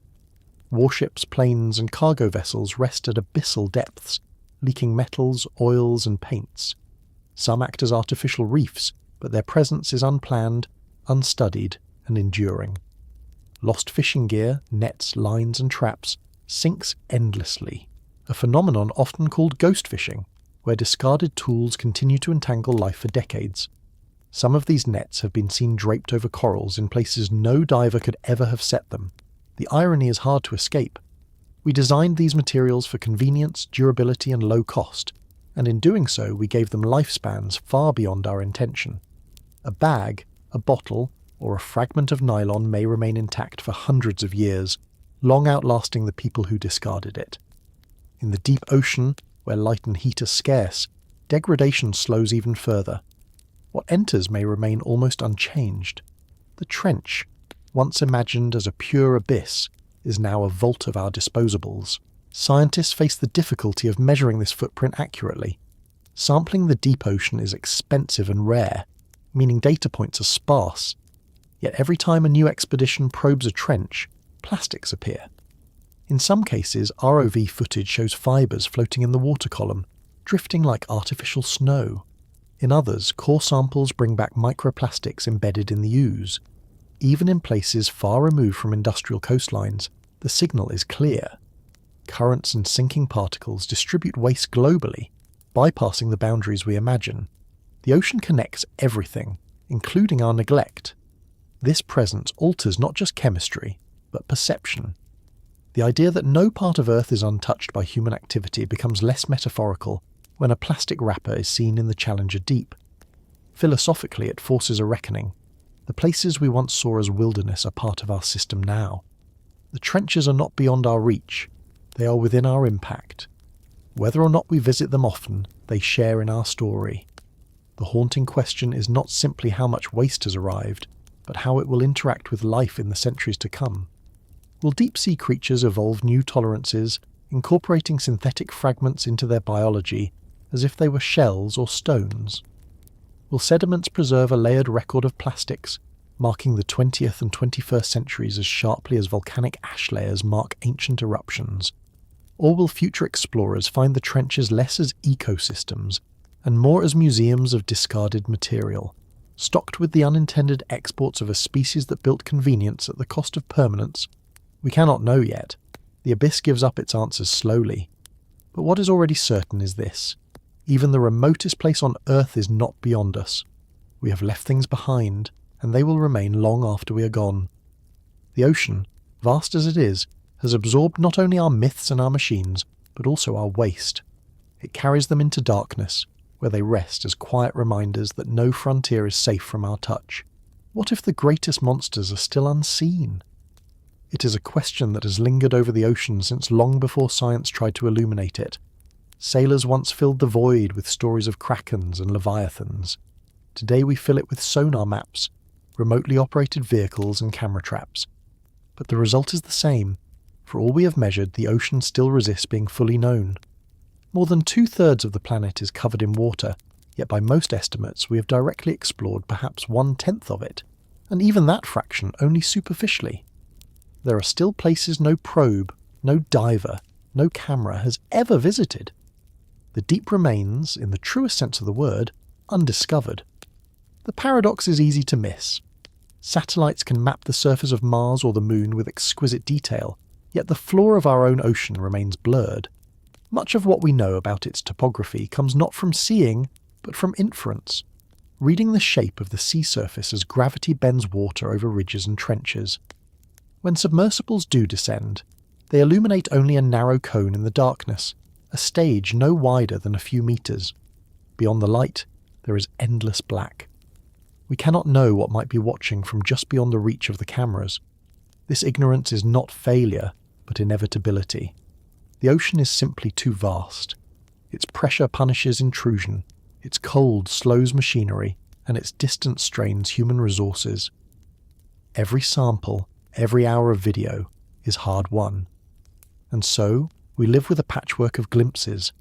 A snailfish from one trench, a shrimp from another, a new microbe clinging to a vent. Each discovery feels monumental, but each also reminds us how little we see of the whole. The best estimates suggest millions of species await identification in the sea. Some will be tiny, some may be immense, but most will never be known in our lifetimes. There is also the question of behaviour. Even the animals we know exist are in truth strangers. A giant squid has been filmed alive only a handful of times. Sperm whales descend into darkness to hunt. But their duels with squid are inferred from scars, not observed in the act. The vertical migrations of countless fish and plankton create what is arguably the largest daily movement of biomass on the planet, and yet we have only sketched its outlines. What does it look like? A river of life rising and falling in silence across every ocean, every night. We can measure it with sonar, but we cannot yet picture it with clarity. In the future, technology may sharpen our vision.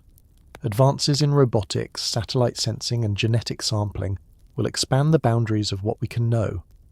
Environmental DNA, shed by organisms into the water, can reveal presence without sighting, hinting at creatures swimming nearby that evade our cameras. Autonomous drones may one day patrol trenches for months at a time, sending back continuous data instead of rare snapshots. But even if we perfect these tools, the question remains, do we want to know everything? Part of the ocean's power lies in its refusal to be fully charted. There is comfort, strange as it sounds, in ignorance. To admit we do not know what lies 11 kilometers below us is to accept humility. For a species that has paved and catalogued so much of the land, that humility may be healthy. The deep sea insists that Earth is not conquered. There are still mysteries immune to our schedules, our industries, our insistence on control. In a sense, the unknown itself has become a kind of sanctuary, a refuge for imagination and for science alike. And so we end where we began, with questions. What creatures glide unseen through the midnight waters? How many trenches hold ecosystems we have not yet brushed against with a camera? What chemical worlds churn in vents still undiscovered? we cannot answer yet. Perhaps we never will. But maybe that is the point. The deep ocean, in all its darkness and silence, reminds us that not everything must be solved to be meaningful. It is enough sometimes to know the mystery is still there, waiting.